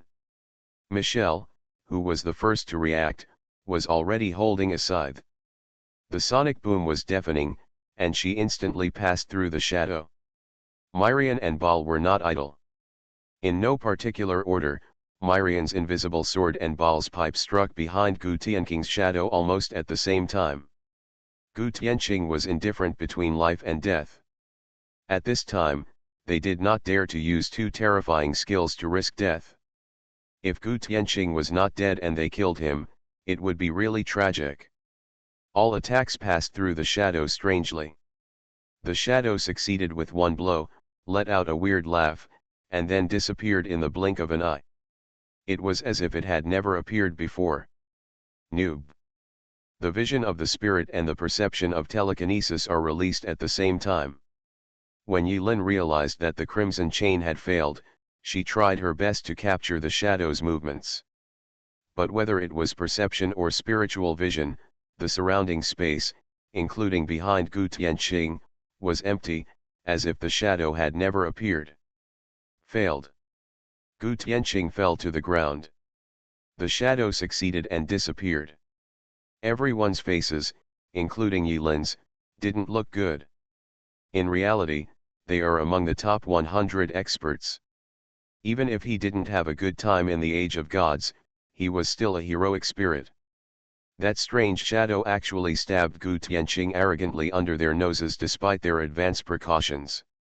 Although this knife was not stabbed on their bodies, they did not feel pain or itching, and they would not feel the same pain, but they would still feel a little embarrassed. Myrian cut a pit into the ground with a casual sword, her face sullen and in a bad mood. Gu Tianqing stood up. He lowered his head and said nothing. Yilin took a deep breath and temporarily let Xiaobai lie down wherever he could to cool down. He walked to Gu Tianqing and asked, "How long can you probably live?" Hearing this, Gu Tianqing raised her head and twitched the corners of her mouth slightly. "What you mean by this is that you think I am dead. What else? Weren't you stabbed?" Yilin said matter-of-factly. "Yes." Gu Tianqing sighed softly and showed the tarot cards in front of Yilin. "If it weren't for Freya, I would be dead." Yilin roughly understood that Freya was the name of Gu Tianqing's spirit. "I saw that in that deck of tarot cards, there was a dazzling crack on the back of almost every card out of thin air." Putting the whole deck of cards in Gu Tianqing's hands, he no longer had the feeling of forgetting the mystery and evil. Instead, it really looked like an ordinary deck of tarot cards. "What happened?" Yilin frowned. "Being killed." Gu Tianqing said. "Kill?" "Yes, I used the substitute deck and used Freya to bear the fatal wounds for me." "Isn't the spirit immortal?" "Normally, no." Gu Tianqing shook his head, with a rare hint of bitterness on his face. "Usually, this move can only be regarded as a life-saving skill with a long cooldown. But this time is different. I can no longer feel Freya, as if that knife killed her, completely." Baal reappeared out of the smoke. She rubbed her eyebrows and said indifferently, "There is good news." Everyone's eyes turned to Baal, who nodded, without hiding the good news or using old-fashioned phrases like "I have two pieces of news, one good and one bad." "Which one do you want to hear first?" he said directly. "I'm in it. There are coordinates left on the body. I will know it when it appears again." Yilin thought for a moment and said thoughtfully, "The way of positioning, it turns out to be smoke." Baal's cold eyes suddenly stared at Yilin. She didn't expect that the secret she used to track would be revealed by Yilin. "You know, you can only be friends if you see through it, but don't tell it." Yilin did guess the opponent's tracking method. Boar's smoke has no taste whatsoever. When she was in Munich, she also used this method to track Cecilia all the way to UK town. Yilin is not sure about the specific method. It should be smoke inhalation? Or is the body covered with smoke? It's a bit awesome. Hard to guard against. But if Yilin guessed correctly, this useful skill may have great limitations. For example, only one target can be tracked at the same time, or targets cannot be switched within a certain period of time, etc. Now only Baal can confirm the existence of that shadow. 6 heroic spirits are on the road again. On the way, Yilin suddenly remembered something. He asked Gu Tianqing depressedly, "In other words, your tarot cards are useless?" "Yeah, it's useless." Gu Tianqing smiled and replied, "I suddenly feel better." Yilin was silent for a moment. "Do you think the spirit can come back to life after going out?" "Who knows?" Gu Tianqing shrugged, looking indifferent. Yilin didn't dare to be careless. On the way to the destination, he summoned Bai Xiaoai. "Follow him all the way behind his ass and keep an eye on his anus."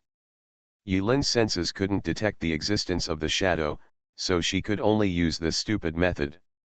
Bai Xiaoai learned from Gu Tianqing's words that the other party's ability could actually kill spirits directly, and his expression was a bit nervous.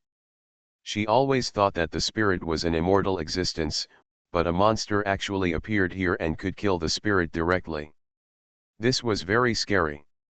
Koto Mine, who had been somewhat taciturn since leaving Uruk City, suddenly said, "Have you noticed that the shadow that attacked us and killed Jody Solomon has a similar ability to miss Baal?" "You just found out," Yilin, who was riding on the dire saddle, said helplessly. I was just wondering whether the one who killed the red-haired and stabbed Gu Tianqing was assassin. Yilin's words caused everyone's expressions to change dramatically. Assassin. If it were the class skill or a blocking of assassin, everything would be explained. No one is aware of the assassin's presence.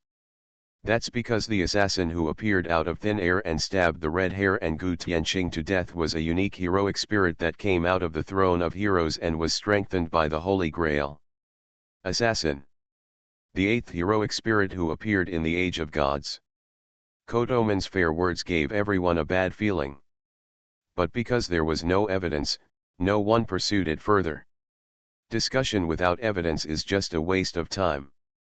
But among them, the possibility of an eighth heroic spirit appeared, like a haze, lingering in the hearts of the six surviving heroic spirits. What if the other party is really the second assassin? What if the shadow that stabbed the red hair to death was really the eighth heroic spirit? This is not the worst possible outcome. Yilin ended this topic with a simple sentence. Yes.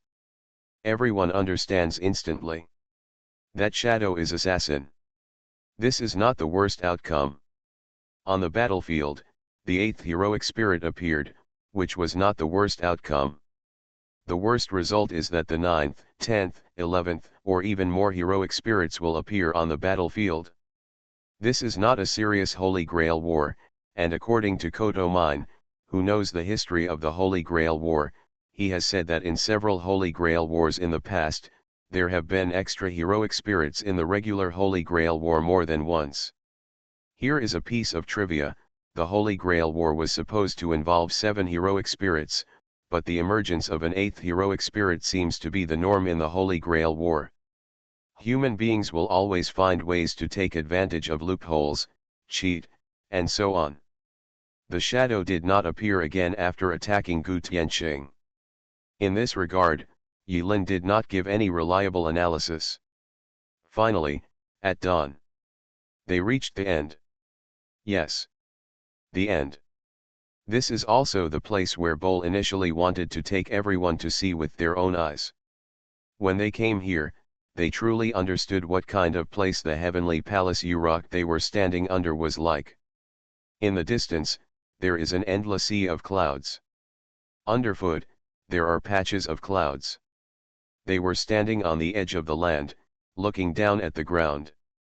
They are high in the sky. Tiangong, as the name suggests, is a continent floating in the sky. And Uruk is actually a city built in the sky. This is impossible. Kodoman didn't know if he was afraid of heights, so he was so frightened that he quickly took a few steps back and sat down on the ground. Really? Yilin said calmly. He wasn't too shocked. In fact, whether it was the angle of the setting sun's reflection or the thin air, Yilin noticed a sense of dissonance. When the facts are in front of you, everything becomes explainable. All the clues are strung together. In front of everyone, Yilin jumped down and jumped off the cloud. The others watched Yilin jump into the sea of clouds with their own eyes and did not stop him.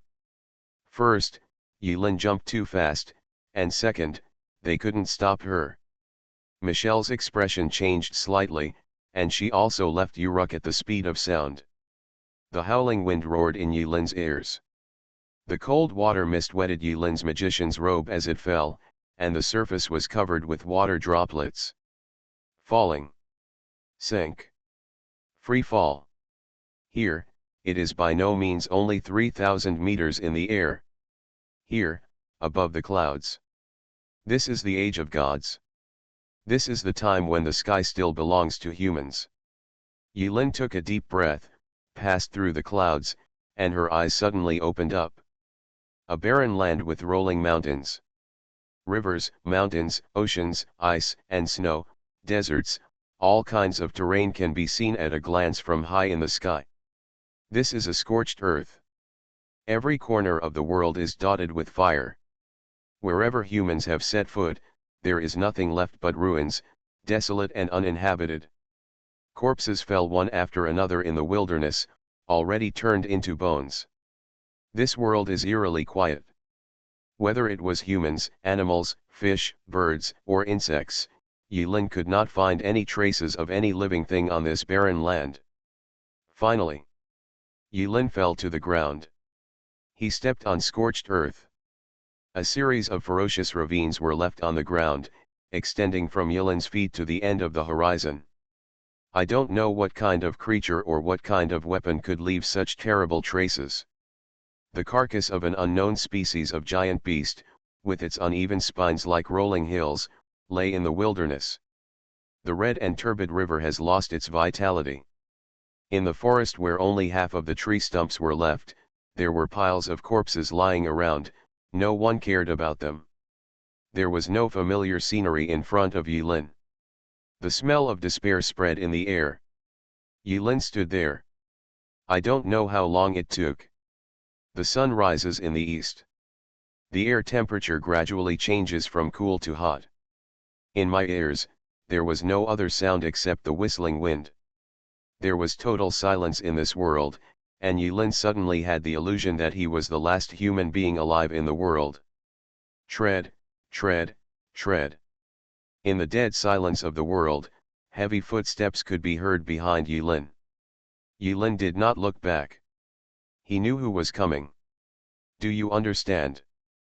King Gilgamesh, from unknown time, walked up to Yulin and stood side by side with Yulin. Yulin looked at King Gilgamesh and said nothing. He looked at the endless desolation and chuckled. This is the wrath of God, this is the end of the world, and this is the price of 11 challenging Lord. We lost. 11, also defeated. \U0026 quote, we humans \U0026 quote. A complete failure. Infinity Throne. Author, Bai Xueshi. Chapter 742. Yulin thought it was strange before. In some novels, when you see some scene, you will be stirred up in your heart and shocked beyond measure. Are there really such magnificent psychological fluctuations? Actually, not really. Yulin leaned over the scorched earth and dug out a handful of earth with her fingers. The soil exudes a faint smell of blood. I don't know how many bodies were buried under the soil. Yulin flicked the scorched earth on his fingertips into the air, then turned around, looked into Gilgamesh's golden eyes, and said calmly, "So, you have seen the outcome of this war." Gilgamesh disdainfully said, "Don't expect to use your measuring to measure my king's power." Yulin ignored the irony in King Gilgamesh's words. He thought for a moment. Shaking his head, he said, "Impossible." Gilgamesh's eyes twitched. He doesn't like disobedience. I don't like to refute either. But this time, the proud wise king remained silent. I come from 5,000 years later, and the era I live in is your future. For 5,000 years, with such huge information, no matter how strong you are just a human being. It is impossible for you to see 5,000 years clearly. Years in the future. Gilgamesh sneered, but did not deny it. More likely, you can only read some fragments, or ways of specific events. Very good, Gilgamesh praised in admiration. No matter how disadvantaged we are, human beings always have hope. No matter how slim this hope is, the people of 11 will never give up easily. Where is she? It was rare to have a face-to-face conversation with Gilgamesh, so Yulin quickly took the time to ask for the information she wanted to know. Gilgamesh raised his head and looked at the ferocious crack in the sky, his face darkened. "Hope, it's somewhere we can't touch. She's still alive. She is a god. Gods die too." Gilgamesh sneered again, "If you are mortal, you are not a god. I saw a god die under certain circumstances." Yulin refers to Ouranos. He witnessed with his own eyes the destruction of that world. God also fails, dies, and sheds tears. God is not omnipotent. Gilgamesh shook his head, not intending to dwell on this topic. Everything he could see was scorched earth. Gilgamesh turned around, his strong back showing a bit of silent desolation. After a while, the two were silent. Gilgamesh turned his back to Yulin and waved his hand. Go back, weak heroic spirit. Remember, what you see with your own eyes is only your future, not Uruk's future. What's the meaning? Yulin looked slightly stunned. I hate the Riddler the most. But as soon as he blinked, Gilgamesh disappeared out of thin air in front of him. Like a gust of wind. Come and go without a trace. Yulin turned around and scanned the earth and sky. He can already use the existing clues to roughly deduce and figure out the story that happened on this land and in the sky 5,000 years ago. But what is the ending of the story? Suddenly, in the deserted land, Yulin is alone. His limbs felt cold, his lips were numb, and the tip of his tongue was dry. A terrifying speculation emerged in Yulin's mind uncontrollably. Could this be the twilight of the gods? Gilgamesh left first. It's like he never left. According to reliable sources, the wise king has been in the palace, working diligently and handling Uruk affairs. Yulin and others returned to Tiangong Uruk one after another. This is a continent floating high in the sky. When Yulin informed others of the situation on the ground, Kodo Mine expressed disbelief. But when you see it with your own eyes, you have to believe it. Finally, the orthodox magician from the Wandering Sea, Kodo Mine Doshi and Michelle, came to a reliable conclusion after discussion. This singularity is most likely a history that exists in fantasy and does not exist in reality. It is a world container that was separated out by the power of the Holy Grail. So, in fact, the Age of Gods does not exist. Kodo Mine is fair and feels that this is the most reliable interpretation of all this. There is no other possibility. Logically speaking, if this floating continent really exists, how could it not be discovered? 5,000 years. 5,000 years of days and nights are enough to distort all kinds of historical facts to the point where even the grandmother doesn't recognize it. Maybe, in real history, the fifth king of the Uruk civilization was a beautiful woman, not necessarily a handsome man like Gilgamesh. History is always written by humans. As long as history is wrong, no one can go back and distinguish right from wrong. After returning to Uruk, everyone did not dare to stay away from each other. Because the threat posed by that shadow can be described as devastating. 6 heroic spirits were in the same room, leaning against the wall and taking a short rest. Fighting from day to night and then to early morning, even though they came to Uruk as heroic spirits, they were still human beings in essence. As long as we are human, we will get tired. What will happen next, no one knows. Therefore, in order to survive, everyone, including Yulin, is adjusting their physical condition to the best possible condition, and no one dares to relax. Until noon. The 6 heroic spirits closed their eyes and took a nap, only falling into a light sleep and resting for a few hours. The loud horn sounded, awakening the 6 heroic spirits from their sleep. Yulin was not actually asleep. He was thinking over and over again in his mind. Thinking about Uruk. Thinking about what Gilgamesh said on the scorched earth. He had silently chanted Xiao 11's name countless times in his heart, and even used the tried and tested delicacies to lure Miriam, but the proud goddess showed no response. Is it because Xiao 11 in this era is not familiar with him, so she is too lazy to talk to him? Amidst the loud sound of the horn, Yulin reluctantly opened her eyes. They simply washed their faces with water and walked out of the temple as quickly as possible. The city was already immersed in the solemn atmosphere on the eve of the war. Groups of soldiers with solemn faces lined up neatly and walked out of the city with neat steps without hesitation. Neat war songs were sung, and the prayers were continuous. Together with the footsteps, they were intertwined into a tragic epic. They sang war songs in the ancient Uruk language. Yulin, who had a cold personality, couldn't help but be affected by the sonorous singing. She walked to the city wall with Miriam as fast as possible. It was clearly noon at this time. The sky looked dull. The Tiangong continent, where Uruk City is located, floats above the clouds. There were no clouds in the sky, but the sky seemed to be covered with a layer of shadow, pressing down on the top of Uruk City like a pot lid, giving people the illusion that it was hard to breathe. Coming. On the city wall, everyone's eyes froze. A black rain seemed to fall from the cracks in the sky. Thousands of monsters came from the sky. But after the first two siege battles, these densely packed mobs, tens of thousands of them, could no longer move the heroic spirits, soldiers, and King Gilgamesh. What really moved them were the 6 black figures in front of the herd. They were all in pitch black, with different heights. Some were wearing pitch black armor and holding long swords, some were holding spears, and some, wait, is that a mobile phone? On the opposite side, there are 6 figures in total who stand out among the monsters like chickens. The dense herd of beasts turned a deaf ear to the 6 black figures and rushed past them. It's a heroic spirit.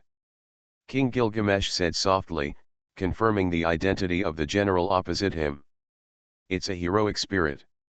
This is no longer a question of 8th or 9th place. In addition to the assassin who stabbed the red hair to death in the first place, 7 heroic spirits also appeared on the opposite side. In other words, including the red-haired one whose grave has been stepped on, there are a total of 14 heroic spirits summoned by the Holy Grail in this era during the Battle of Uruk City on the Heavenly Continent. This is the real Holy Grail War. 7 heroic spirits vs 7 heroic spirits. Plop.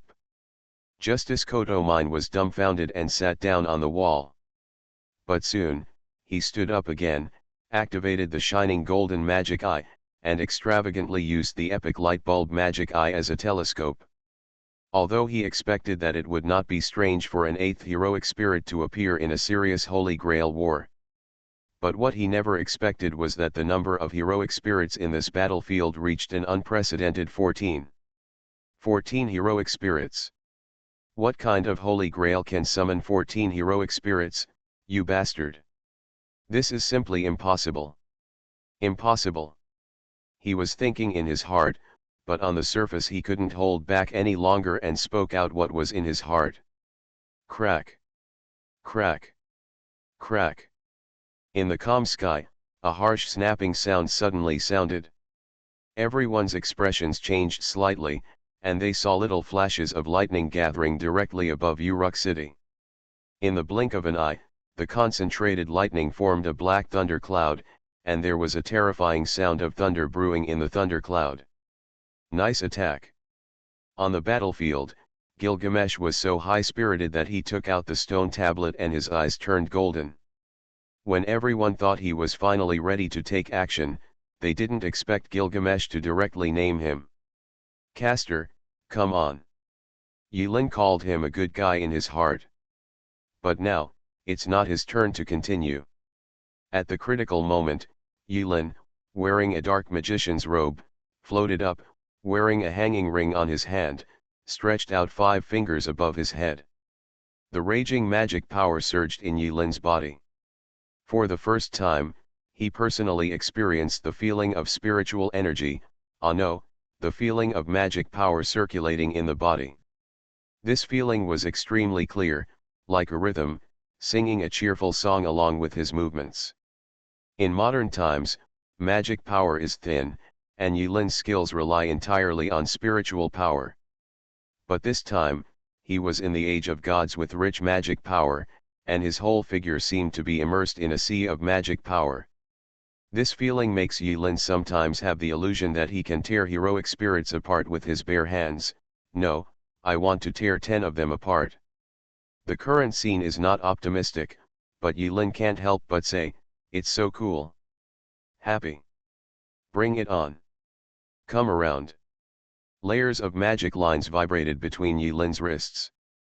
As Yulin drew circles, a huge space wormhole appeared above the city of Uruk. Yulin was in the air, holding her head high, with her feet on the world, and opened a super-large teleportation circle with a diameter of several hundred meters with her backhand. Boom. Boom. Boom. Boom! Waves of thunder crashed down from the dark clouds. But the terrifying thunderbolts had no chance of landing on Uruk City. Yulin casually punched in the coordinates, and the power of thunder traveled through the wormhole, and Yulin was transported to an unknown part of the world. Dazzling light shines on the earth.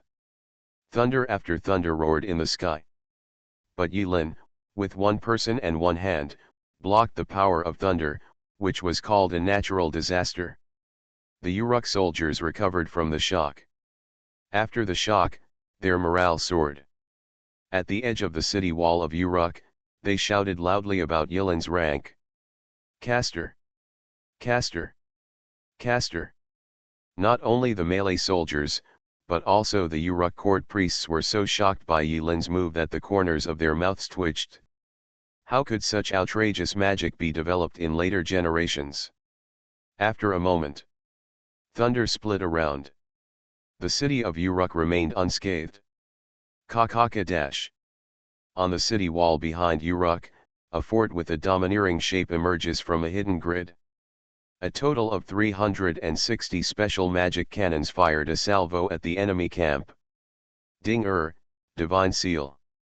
As he chanted, circles of golden light rippled around Gilgamesh. At this moment, Gilgamesh looked like a god descending to earth, looking majestic and majestic. The divine seal is the secret weapon for defending the city of Uruk. 360 rays like laser cannons fell on the enemy without aiming. Nearly 10 kilometers away, we arrived in the blink of an eye. There is no need to aim now. Outside the city of Uruk, there are all enemy troops. Just shoot a few blindly and indiscriminately. This time, the enemy seems to have learned the lessons of the previous 2 times. They no longer disperse their forces and attack from all sides. Instead, they chose the flattest direction of the plain, gathered all their forces, and launched a strong general attack on the city of Uruk. It seems to be saying that this wave of attacks will destroy the city of Uruk. The ground is filled with galloping beasts. There are magic eyes on the beasts. In the sky are strange creatures with wings and emitting green gas. The Air Force and Army are pressing forward at the same time. This order of magnitude far exceeded the number of soldiers in Uruk City. But the next moment, no one is afraid. No one flinched. No one shuddered. Go, my fearless soldiers, charge for Uruk, 411, and for the continued survival of mankind. On the city wall, Gilgamesh looked stern and waved his hand, giving the command to charge. Charge! The loud war song sounded, and the neat military formations, taking determined steps, launched a charge towards the plain. After the death of Red Hair, there were only 3 heroic spirits left in Uruk who were good at melee combat. They became the leaders of the soldiers, charging forward. Generally speaking, apostles would never do such stupid things. But there was nothing they could do. The red-haired man's experience was still vivid in his mind. None of them thought about it. Gilgamesh found any reason to hang them on chains and hang them in public as a warning.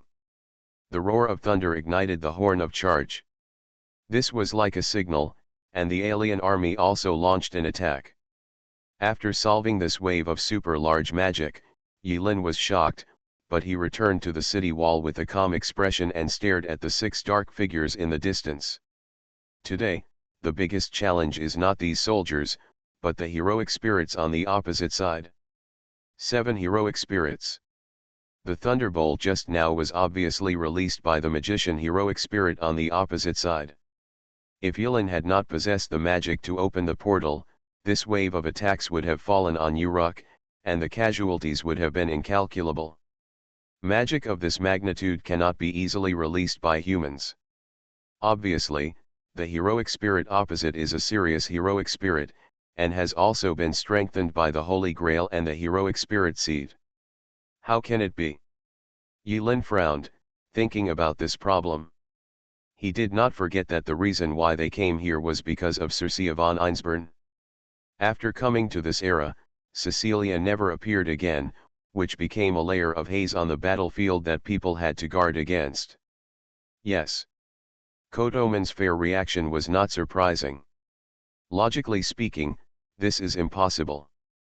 The 7 of them were summoned from Gilgamesh's Holy Grail. But where did the other party's 7 heroic spirits come from? When the impossible has become possible, everything has become reality. Then, there must be a reason for this. There must be some reason to explain this situation. After all the impossible answers have been eliminated one by one, there is only one possibility left. No matter how absurd, outrageous, or exaggerated it is very likely to be the only answer. After a while, Yulin suddenly realized, in this era, there is still a second Holy Grail. Infinity Throne. Author, by Yi Shueshi. Chapter 743. Chapter 736. Changshan Zhao Zilong joins in. 4,600 words, 11 more updates for August monthly pass. Aside. The shocked Kodoman stood up again. Immediately. His heart was filled with an even stronger shock. 2 Holy Grails. Kodoman said in shock. Yulin nodded. Other than that, there is no other reason that can be explained. It turns out, Kodoman Koichi lowered his head. He remembered the cause and effect of everything, and his surprised face showed a hint of realization. This is the real reason why I, Kodoman Koichi, came here. What you mean? While Yulin was on guard against the enemy's magician heroic spirit attacking again, he noticed that there was something wrong in Kodoman's words and quickly asked. He had long noticed that since arriving in Uruk City, Kodoman Justice had always looked preoccupied and was hiding some secrets. Firstly, Iron is not a mind reader, and secondly, he is not cruel enough to torture and beat Kodoman fairly. As a result, Yulin has never been able to ask Kodoman the secret in his heart. But now, due to various changes, Kodoman's defense was inexplicably broken, and his mentality seemed to have collapsed. Now was the best time to talk. Yulin is very skilled at this job. Kodoman gave Yulin a fair look. Now that things have happened, there is nothing to hide. He said bitterly, 10 years ago, my teacher sent me to the small church in UK town. And I became a member of the Temple Church. Temple Church. For many years, the struggle of magicians has been hidden in the dark. In reality, the Holy Grail War was launched not only once, but every time, due to various reasons, the Holy Grail could not reappear in the world. Speaking of this, Kodoman the impartial gaze inadvertently fell on Myrian, who was fighting fiercely on the battlefield in the distance, but quickly moved away. Then, Yulin asked. And the Holy Church, every time a Holy Grail War is launched, it will send a referee to preside over the Holy Grail War.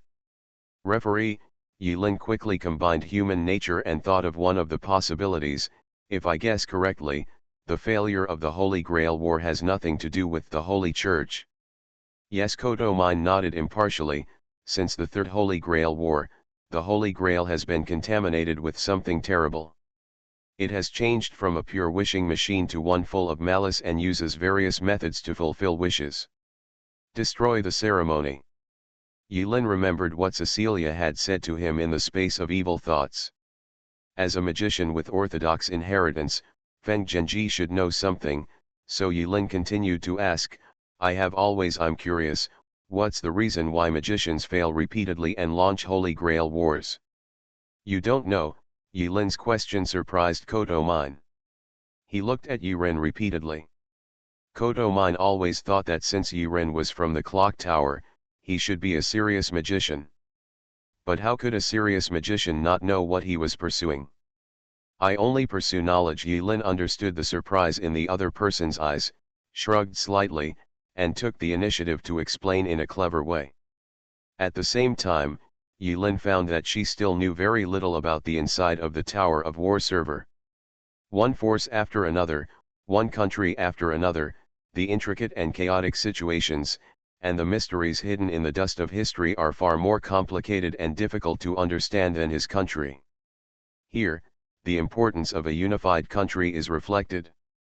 In the Tower of Death server, almost 90% of the apostles are from the Dragon Kingdom, and they rarely encounter strangers. Fighting and killing in the other world can be regarded as internal fighting even if you take 10,000 steps back. But the Tower of War server is different. Once the order collapses and the extraordinary rises, it will trigger an extraordinary war that will affect the entire Europe in minutes. At this time, Kodo Mine hesitated for a moment before answering Yilin's question. Every generation of magicians pursues only the root throughout their lives. Source. Yilin was stunned. This word is slightly higher in style. Yes, root. Kodo Mine nodded impartially, but in fact, this is an illusory existence. Some people have traveled all over the world, searched the history of many countries, and found that many people in history have pursued similar existences, the only, the truth, eternity, miracles, infinity, ultimate, door, but in fact, what they are pursuing are similar, maybe even the same place. Iron noticed that Kodo Mine used a strange word when describing the root fairly. Place. The root is a place? This is slightly different from Yilin's initial impression.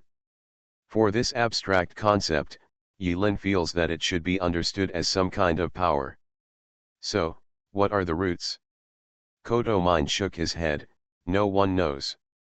In fact, no magician can truly reach the root. But they speculated that that place contained infinite magic power, which was inexhaustible and inexhaustible. Any magic, any power, and any miracle could be easily achieved in that place. Yilin laughed dumbly. Infinite magic power? Aren't you talking about the age of gods? Kodo Mine was stunned. Suddenly, he subconsciously wanted to refute. But for some reason, he couldn't refute it. This is a way of opening that was never imagined. Yes. If, in a nutshell, magicians only pursue the root, wouldn't this age of gods, where even the air is filled with rich magic power, be very close to the root that magicians pursue? Iron listened to the information from Kodo Mine's mouth while paying attention to the battle situation, multitasking. On the battlefield, things are changing rapidly. Gilgamesh was busy giving orders and had no time to think about anything else for the time being. Let Iron and Kodo Mine, two people, paddle the water openly and honestly. But it was impossible for Yilin to paddle. After the opponent's magician released a wave of thunder bombs, there was no other movement. Yilin's teleportation circle can easily deflect the opponent's thunder attack. What he is doing now cannot be called paddling. To be precise, it should be. Sit at the base camp. Guard Uruk. Be a quiet, awesome trump card that will never be used unless absolutely necessary. A desperate war is taking place on the cruel battlefield. On both sides of the war, one side is the human beings whose world has been destroyed and forced to a dead end, and the other side is the alien race and the gods. Every minute, someone dies. At the same time, different types of monsters fell. Uruk soldiers, before dying, even used their nails, teeth, and limbs to wrap around the monster, providing their friends with a slim chance of counterattack. They thought that the fighters they fought for with their lives bit by bit would eventually lead Uruk to victory. Yilin was paying close attention to the movements on the battlefield, her heart stilled, and she turned her gaze away. His fair conversation with Kodo Mine went back to the beginning. Yilin asked, "Why did you come here?" Kodo Mine answered fairly, "Because, my teacher. 10 years ago, he said something to me. He said that today, 10 years from now, I will leave a crucial mark in history." Here, Yilin pondered. Kodo Mine smiled bitterly. "It's very possible. My teacher, the great sage of Wandering Sea. How many years he lived has become a mystery. It is said that he has a pair of eyes that can predict the future. He knows UK town these things will happen. In fact, before you came, my teacher arrived at UK town first." "What did your teacher say?" Kodomine hesitated for a moment, shook his head and said, "He played chess with me, chess." Yilin was silent. Kodomine said impartially, "But after you reminded me, I finally understand. It turns out that what the teacher said, 'I will leave a crucial mark in history,' is probably referring to this Holy Grail war. Cecilia, which Einsborn family does von Einsborn come from? Their family is different from other magician families. It has been passed down from generation to generation. The Einsborn family is not pursuing the route, but to realize the ability to truly transform magic. The Holy Grail brings the ultimate magic celestial grail to modern times, and for this, they do not hesitate to pay any price. They used Einsborn's technology to create the living Holy Grail that is qualified to become a vessel. Once the ritual is successful, the living Holy Grail will acquire the ultimate magic power, reach the source, merge with the Holy Grail, and allow the true Holy Grail to descend. Container, living Holy Grail. Yilin's face became a little more solemn. He remembered the scene in the subspace where Cecilia stripped naked in front of him without hesitation. Although the time was short, Yilin was not an ordinary person, and he could see the magic mark on Cecilia's body in an instant. At this time, combined with Kodomine's fair words, Yilin finally connected the cause and effect, with a bit of surprise in his tone. "Cecilia, is the living Holy Grail?" "I'm afraid so." This is not difficult to understand. Yilin subconsciously picked at the dead skin on his forehead, cleared his thoughts, and fell into deep thought. If the Holy Grail came to reality, it was Cecilia. No, to be precise, it was Wandering Sea, Clock Tower, the real purpose of all the magicians involved in the layout. I probably know what Cecilia wants to do next. What does she want to do? Kodomine looked at Yilin in surprise. He thought to himself that he, an orthodox magician, had never understood it. How could you, a half-baked magician who had become a monk and didn't even know the origin, understand it? But Kodomine did not dare to say this in front of Yilin. There is a sinister look in Yilin's eyebrows and a slightly ferocious smile, which always gives Kodomine the impression that this person is not easy to get along with. It's better not to talk nonsense. Yilin shook his head and continued to pick at the dead skin. Anyway, the dead skin can even block bullets, so it won't matter no matter how you pick at it. He did not hide his speculation and said, "I haven't figured out how to do it specifically. But it's nothing more than that. Cecilia wants to return the current situation to the most essential ritual." Kodomine looked at Iron in surprise. Yilin smiled. The Holy Grail ceremony is essentially 7 heroic spirits fighting each other. The magic power of the fallen heroic spirits will converge on the Holy Grail, and eventually condense into a huge magic power, becoming a wish-making machine that can grant wishes to a certain extent. Holy Grail. But she may not have thought that the theme of this singularity point is the Age of Gods, and there is also a real Holy Grail here. Well, although it may be false. Heroic spirits will not fight each other, which is inconsistent with the original ritual rules. Kodomine nodded in agreement. So, she didn't know how to use the Holy Grail in her body to summon the 7 heroic spirits and perform the ritual again. Perhaps it was because of the huge magic power contained here that she succeeded in doing this. Kodomine understood and stared. In other words, in the end, our 7 heroic spirits will still have to fight with the other 7 heroic spirits. Whoever survives in the end will get the real Holy Grail. Kodomine's lips slightly twitched. Trembling, he murmured, "Red and Black, the battle between Red and Black, is this the fate of heroic spirits? The Battle of Red and Black.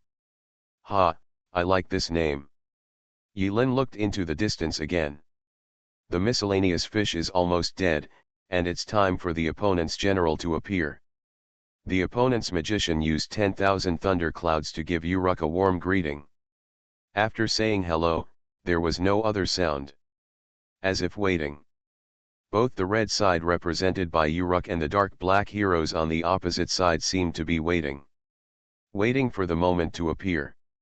Unlike Yilin, the 7 pseudo-heroic spirits who come from modern times and have no heroic background. If the 7 heroic spirits summoned by the other party are really from the past, future, history, fantasy, and belief in the Holy Grail War, then, heroic spirits should have their own strength and pride. Miriam's talent is indeed breathtaking. Speed, strength, reaction, and various physical qualities. After being intensely strengthened in a short period of time, everyone will experience a process of discomfort. It's not that the higher the attribute, the better. Only by knowing your body and abilities best can you exert your greatest strength. Of course, the above sentence is relative and not absolute. Suppose an ant suddenly possesses the power of a human being.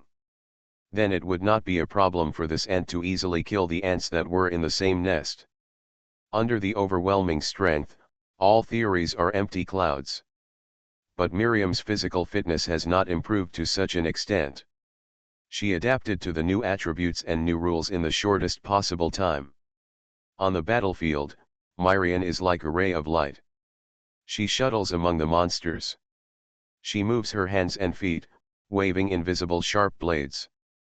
In front of Miriam's gauntlet, the sticky blood gradually changes the shape and length of the weapon that Miriam deliberately concealed. Exposed. At the same time, behind the herd, Cecilia appeared in a flash wearing a cloak. In front of her, 6 figures shrouded in black light were sitting, standing, or lying in different postures. A handsome blond man stood smiling with a gorgeous broadsword at his waist. A tall man wearing dragon-patterned armor, with long hair tied behind his head, and a spear slung behind his back. A wild woman with dark skin, scars on her face, and a fierce face, wrapped in animal skins and iron sheets on key parts, and wearing a strange armband on her right arm, lying on the battlefield with an unrestrained posture, her cold eyes stare into the distance. A man with an oriental face, wearing a black ancient robe and a crown on his head, stood proudly with an ancient sword on his waist, and his brows showed arrogance. A man with a beard and a suit looked around with empty hands, as if he was very curious about everything around him and wanted to explore the secrets of the world. Finally, a girl with long pink hair and a pretty face was sitting on the ground, staring intently at an old-fashioned flip phone in her hand, her fingers clicking on the keyboard. On her thigh lay an ordinary fire axe. "You should understand the reason why you appear in this era," Cecilia said coldly to the 6 people who were completely uncooperative. As she spoke, she rolled up her sleeves. On the backs of her hands, there were a total of 21 command spells of different styles. Through these command spells, she could command these 7 people from different eras, different time and space, and different countries. Powerful heroic spirit. The man with the spear on his back took a step forward. He remained silent, his eyes as electric as dew, with his divine light hidden. In an instant, he locked onto the figure of a girl slashing monsters with a sword in the chaotic battlefield. Interesting. The next second. Boom. The ground trembled. Black's gun level disappeared from the spot in the blink of an eye. No. He didn't disappear. A black stream of light, like lightning, passed through the layers of beasts and broke into the battlefield without warning. Look at the gun. The person who came was fair and above board. He was 100 meters away and was shouting loudly. His speed is as fast as lightning. His spear is like a spear, like a rainbow. On the battlefield, like a hard-working bee, Miriam went around killing monsters. Her whole body was covered with animal blood. In an instant, she was shocked. Before she understood what happened, her body suddenly started to move. She was invisible. The sword blocked back. Class skill, intuition. An almost instinctive reflex. Ding. Miriam blocked the attack from behind, but her feet were unable to withstand the opponent's strength and collapsed toward the ground. The one who comes is one man, one shot, and brave enough to enter the battlefield. Behind the splashing sparks, A handsome and resolute face slowly lifted up after the collision of the gun and the sword, with a faint smile on his face. Changshan Zhao Zilong, come forward. You are listening to Novels at Bless Up channel. Wish you happiness and luck. Please subscribe to receive new novels. How do you feel about this novel? Please like and leave a comment. Infinity Throne. Author, by Yi Shueshi. Chapter 744. Changshan Zhao Zilong, come forward. Zhao Zilong directly reported his name. It's a pity that Miriam doesn't know him. She hesitated for a moment. Zhao Zilong, who is it? But now is not the time for doubts. From the feedback coming from the sword, Myrian knew that the gun-wielding man with black aura gushing out from time to time in the gap in the armor in front of her was very strong. Terribly strong. Her fighting instinct told her that this man's strength was not inferior to hers. The dull hair on Miriam's forehead stood on end. Every nerve in her body sent a warning to Myrian at the same time. After a brief confrontation, Myrian's invisible longsword swung away and swung the opponent's spear tip away. Zhao Zilong stood in the battlefield, just one man and one shot, standing there, but the pressure he brought to Myrian was greater than the thousands of beasts on the battlefield. It seems that he alone is enough to defeat thousands of troops. I was originally unwilling to participate in this senseless fight, Zhao Zilong said calmly. However, since he came to this strange era as a heroic spirit, Zhao must go all out to live up to the name of a heroic spirit. Miriam's face was sullen, and with a flick of her wrist, all the animal blood stained on the invisible sword was wiped away. Invisible weapons are interesting, Zhao Zilong smiled. He held a silver spear and swung it skillfully. As he swung it, he said, "This spear is 8 feet 6 feet long and weighs 50 kilograms. It can be reached anywhere in the world. It's called, Yajiao Spear." That's it. Myrian didn't know when she learned Yilin's catchphrase. She nodded, expressionless. After reporting her name and weapon data, Myrian took the initiative to dissipate the Wind King barrier on the sword's surface to hide its appearance, revealing the sword's true form. It was a golden longsword with exquisite patterns carved on the hilt.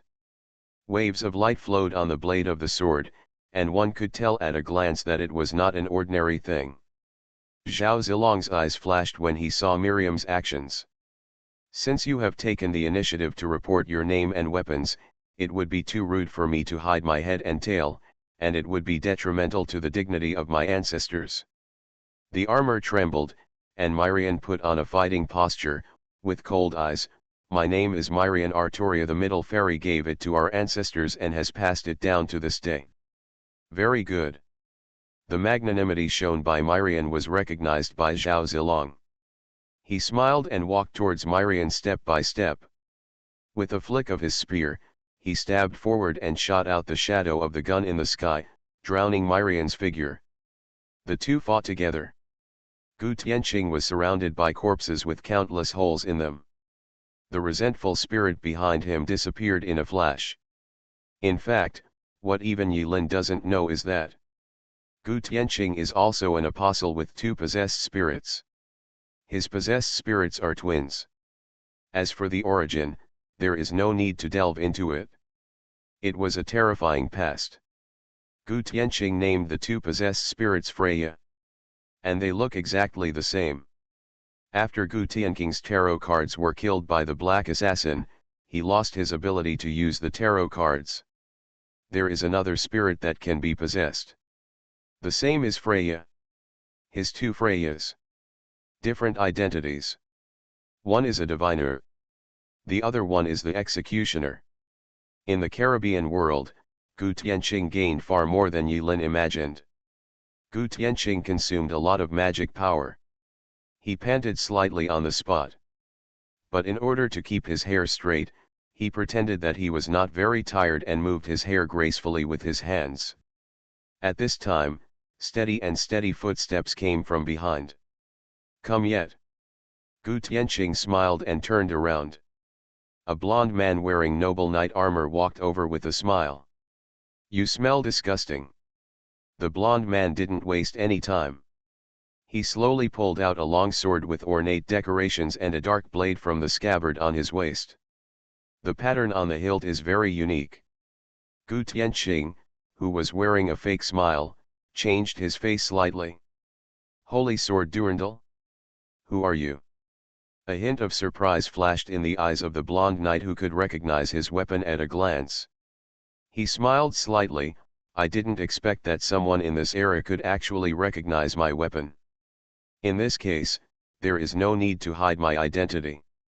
Originally, I wanted to fight with the descendant of the Night King, but since you can recognize Durandal at a glance, killing you will not be considered as insulting the name of Knight.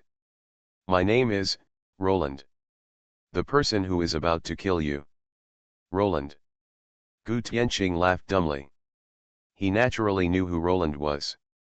Historically, Roland was the head of the 12 knights under Charlemagne. In various history books written about Charlemagne, Roland was crowned with all the virtues a knight should have: integrity, humility, combativeness, kindness. His knighthood is even more ancient and has been praised for thousands of years. If Miriam comes from the ancient royal family of knights, then Roland is the ancestor of the knights. He is almost famous in history as a paladin. The Holy Grail is really a strange thing. If I can get out alive and perform on the same stage with legendary historical figures, it will be my bragging rights. Gu Tianqing shook her head helplessly, but the smile on her face did not diminish. He took out 2 bloody spikes with his hands by his side, holding them in his hands. Gu Tianqing smiled bitterly and said, I'm not good at close combat. I'm sorry. When we step onto the battlefield, neither you nor I can help ourselves. Roland stood there with the holy sword Durandal stuck upside down on the ground. That gesture seems to be saying, bring it on. Let me give you 3 moves. Isn't this not good? As Gu Tianqing spoke, he flicked his fingers and shot a black ray towards Roland. Execution with a smile, fatal embrace. Grade A. Type versus single noble phantasm. Attack distance 1-5. Maximum catch 1. Gu Tianqing said it was bad, but she was not polite on her hands. As soon as he raised his hand, the noble phantasm was released. On the faces of human-shaped iron figurines, smiles shed tears of blood. Crack. Iron Maiden has 2 coffin doors, one open and one closed. Roland was instantly imprisoned in the spiked hell. Another part of the battlefield.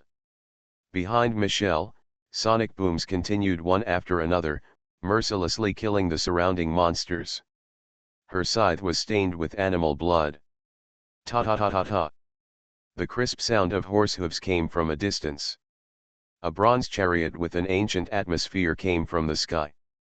Michelle frowned and stopped killing. The bronze carriage had 4 horses in front. But those 4 horses are not real horses. The horse's body was covered with patina and its eyes were dull. It was obviously not a living creature. Behind the bronze horse chariot was an open-top chariot. In the car, a man wearing a simple black robe sat upright. He opened his eyes slightly, and in his eyes was a look of arrogance that no one could match. Where is my Kinkai Great Qin now? The man on the bronze horse chariot asked Michelle, who was standing in the battlefield covered in blood, in an arrogant tone. Michelle had no expression on her face, staring at the man on the bronze horse chariot. Who are you? Insolent, who in the world doesn't recognize me? Sorry, I don't know him. Michelle exploded with speed and without hesitation, he ducked behind the bronze horse chariot and cut the man's neck with a sickle. Dang dang dang dang. But Michelle didn't have time to cut it with the knife. Behind the man, several clay soldiers appeared strangely, using their bodies as shields to block the sickle. Bang bang bang. The defense of the clay soldiers was not high, but in an instant, they blocked Michelle's scythe. If you dare to disrespect me, you will be implicated in the crime. The emperor on the bronze horse chariot was filled with rage. Accompanied by the dragon's roar, The bright sword light burst out from the scabbard. The first emperor from the Far East thrust out his sword at a speed that even Michelle couldn't react to. Laugh. The sword light penetrated Michelle's shoulder, and Michelle looked at the bronze horse chariot king in shock. His sword exceeds the speed of sound. Michelle felt it was unscientific. This is beyond magic. Although she is a wandering magician, she has not experienced the Holy Grail War. What she didn't know was that the summoned heroic spirits, blessed by the magic power of the Holy Grail, would occasionally appear with some regular level noble phantasms or abilities. These extraordinary noble phantasms or abilities can often surpass all physical attributes such as speed, strength, and agility in the ordinary sense. This is unconventional.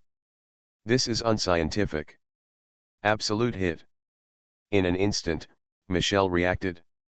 The opponent's noble phantasm must have some unconventional attributes. He didn't catch himself moving at the speed of sound, but ignored the speed. The moment he drew the sword, the hit effect was already destined. Michelle is in danger. On the city wall, Kodoman's face changed slightly. With his magic eye, he saw Michelle getting injured while fighting the opposing heroic spirit. To be honest, the relationship between him and Michelle is not very deep. But for him, the person with whom Kodoman has a deep relationship is his teacher, Merlin. But Michelle is Merlin's disciple. In other words, Michelle is his junior sister. Michelle is in crisis, and Kodoman cannot sit idly by. He didn't understand the meaning of his teacher putting him in this situation. But Kodoman knew that the teacher was omniscient and omnipotent, and could see into the future. Therefore, the teacher's actions must have meanings that ordinary people could not understand. Right now, Michelle must not be allowed to die in this era. Kodoman jumped off the city wall, stepped on the monster's body, and rushed in the direction of Michelle. Laugh. It can be said that Mr. Feng just ran away not far. A brown light, like a bolt of lightning, suddenly penetrated Kodoman from hundreds of meters away. Kodoman coughed up blood, and flew out with his back arched like a shrimp skewered on a barbecue fork. He just ran away and flew back again. Kodoman just lowered his head, his eyes were horrified. In his abdomen, a seemingly ordinary wooden spear penetrated him and nailed him to the city wall. Nailed on the wall of Uruk.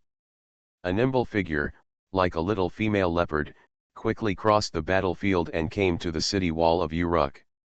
She has exquisite facial features, but a scar on her face completely destroyed this exquisiteness, leaving only an indescribable toughness. She was wearing a simple animal skin, which barely covered her sensitive and key parts in order to maintain harmony. The strong but underdeveloped wheat-colored muscles contracted and stretched with her movements, giving the animal skin woman a different kind of wild beauty all over her body. The most eye-catching thing is her exposed 8-pack abs and perfect waistcoat line. This is the perfect figure that many men have been elusive for their entire lives, but it happened to appear on a woman. The animal skin woman came step by step.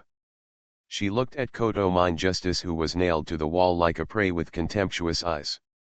"Weak man, you are not qualified to be my Hippolyta's wife." "Wife?" Kodoman, who was hanging on the city wall and swaying in the wind, endured the severe pain, but slowly raised a question mark. He seemed to hear a typo. The other person seemed to come from an older era.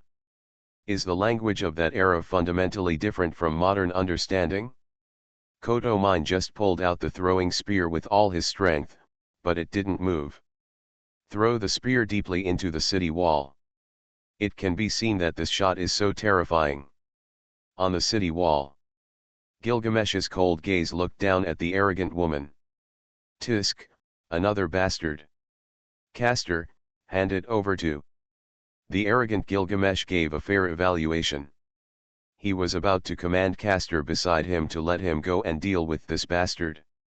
When Gilgamesh turned around, he was stunned to find that Castor Yilin, who was standing on the city wall showing off, had left at some point. Gilgamesh. At this time, under the city wall, Hippolyta, a woman full of wildness and aggression, raised her head and looked at Gilgamesh, who was wearing sexy clothes on the wall with his two small chest muscles exposed. Her eyes lit up and she said loudly, "Golden man, you are qualified to be my wife." When the silent Gilgamesh heard this, he became angry instantly. Fury. But in his extreme anger, he threw his head back and laughed. The clay tablet in his hand glowed with unprecedented light. In the sky, a huge ripple appeared high in the sky above Uruk city. In the ripples, there were thousands of golden weapons, and a small soldier's head was revealed from behind the ripples, and the cold killing intent was revealed. Gilgamesh stood proudly on the wall, raised his chin at a 45-degree angle, and moved his eyes downwards, focusing on Hippolyta, who was clamoring to marry him. "Ignorant bastard, what did you just say? Say it again. Is there such a requirement? Didn't hear that clearly?"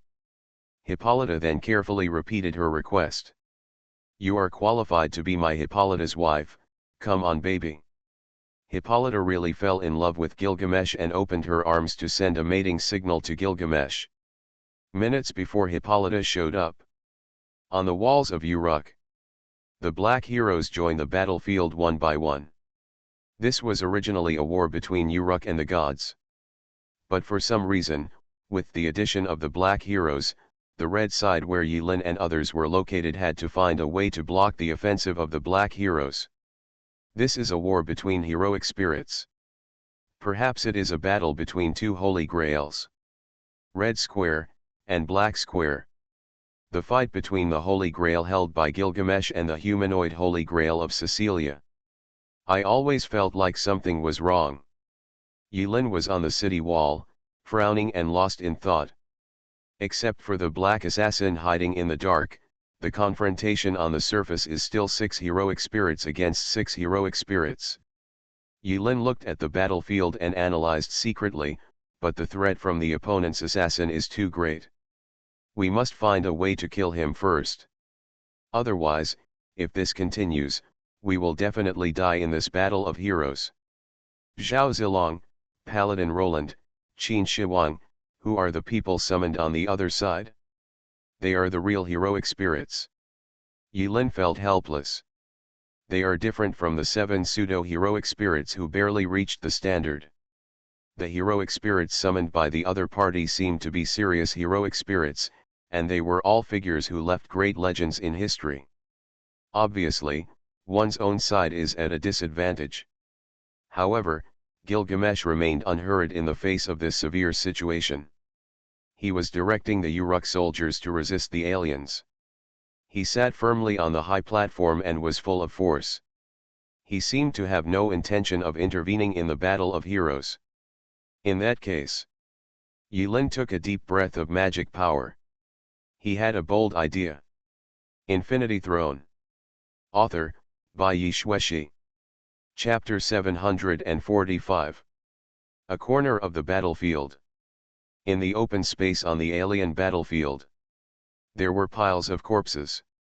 There are the corpses of Uruk soldiers and the fragmented corpses of aliens. Among the corpses, the first emperor, who came from the east, confronted Michelle from a distance. Tick-tock, tick-tock, tick-tock.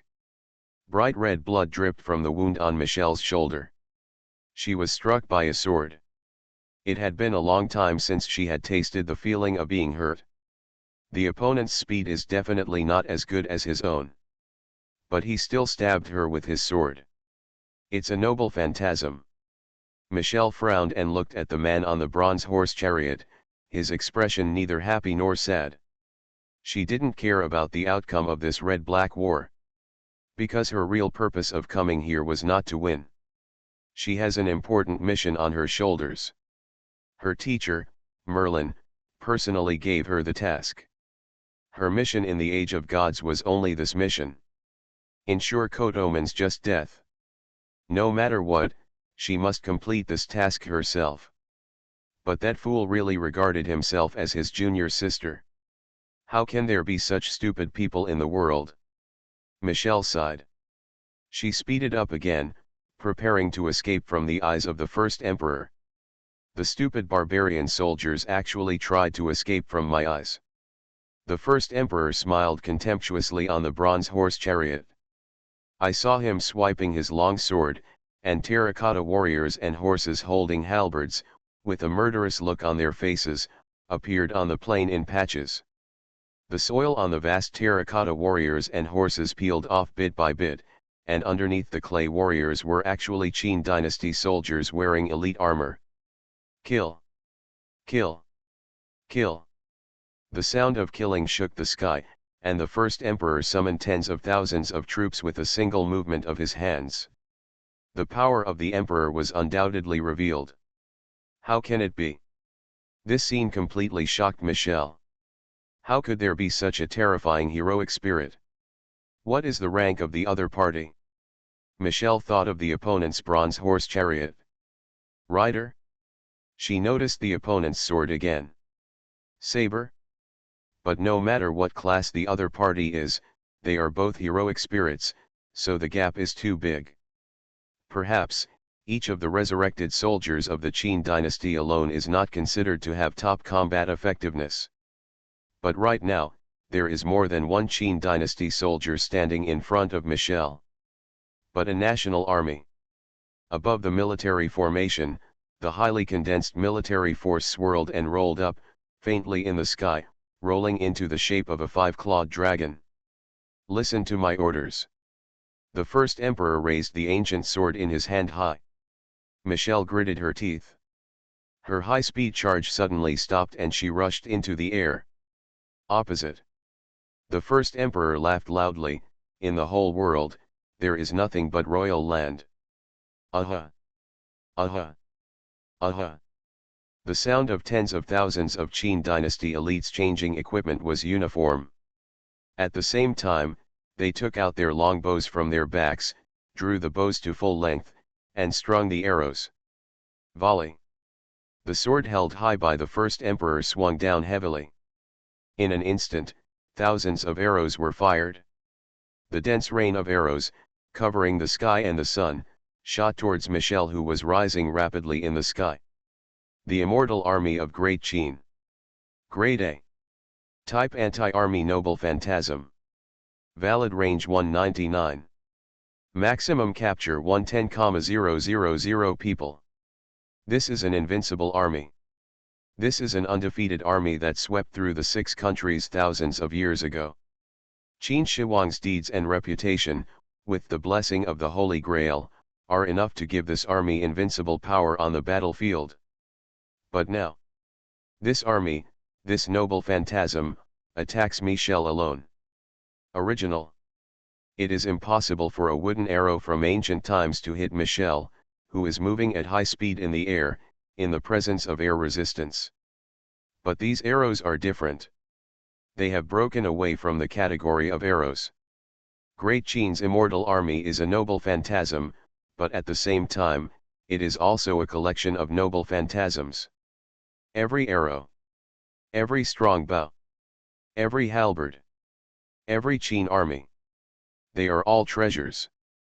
But they also serve as noble phantasms and together form an anti-army noble phantasm called the Great Qin Immortal Army. Covering the sky with rain of arrows. Completely submerging Michel's figure. Another part of the battlefield. Paladin Roland, with a smile on his face, stood proudly on the battlefield holding the holy sword Durandal. It was different from him who was fully dressed at the beginning. At this moment, Roland's clothes were in tatters and he couldn't hide his shame. Only the last step is left to complete the feat of bursting with clothes. But beneath the holes in his clothes, his skin was intact and he was uninjured. Gu Tianqing, who was supposed to be facing off against Roland, was missing at this moment. Around Roland, there were spikes all over the ground. Most of these spikes were broken and scattered on the ground. Not far from Roland, there was a pool of fresh blood, thick and salty. Obviously this pool of blood did not come from him. Did you escape? Roland stepped over the pool of blood, sheathed the holy sword Durandal, stretched lazily, and walked towards the Uruk city wall. Human beings, no matter what era they are in, are inseparable from struggle and conquest. It doesn't matter, I just need to complete my mission. At the same time. Outside Uruk. 10 kilometers. Ding ding ding ding. Miriam holds the golden lake sword.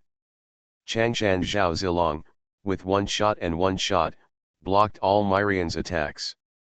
The talent is good, but unfortunately, the artistic conception is lacking and the moves are crude.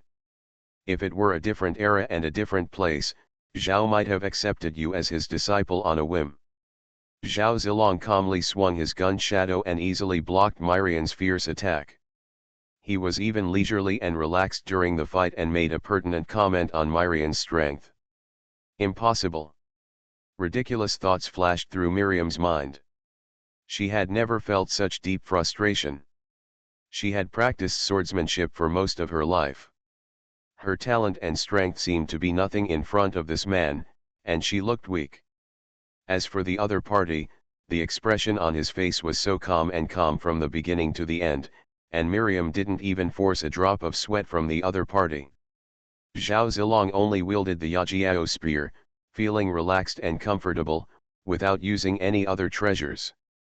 This seemingly even fight had lasted for 10 full minutes.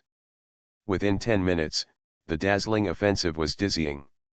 The weapons of the two collided more than 1,000 times. To be precise, 1,132 times.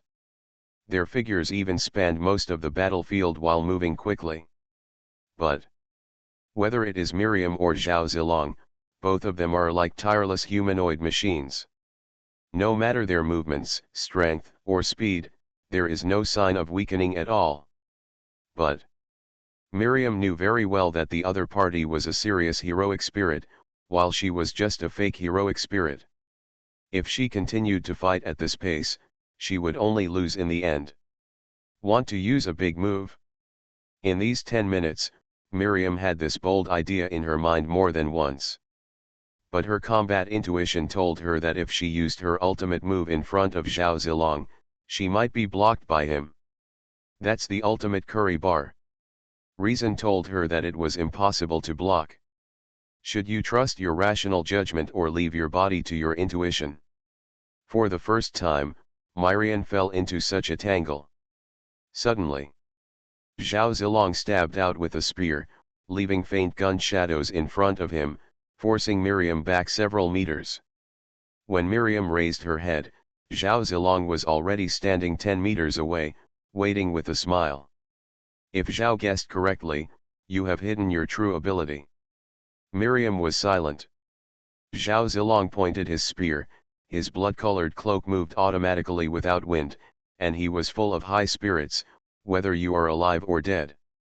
No matter what identity you come here to, it is a fate that Zhao cannot escape, and this is also your fate.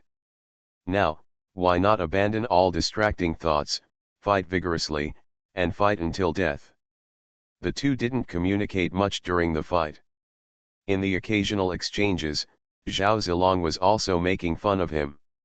However, through Zhao Zilong's gun, his fearlessness, and his courage, in these short 10 minutes, Miriam unconsciously developed an inexplicable respect for the opponent in front of her who was destined to be a life-and-death enemy.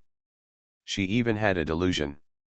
Even if she died under the opponent's gun, it would be difficult for Myrian to feel hatred. I see.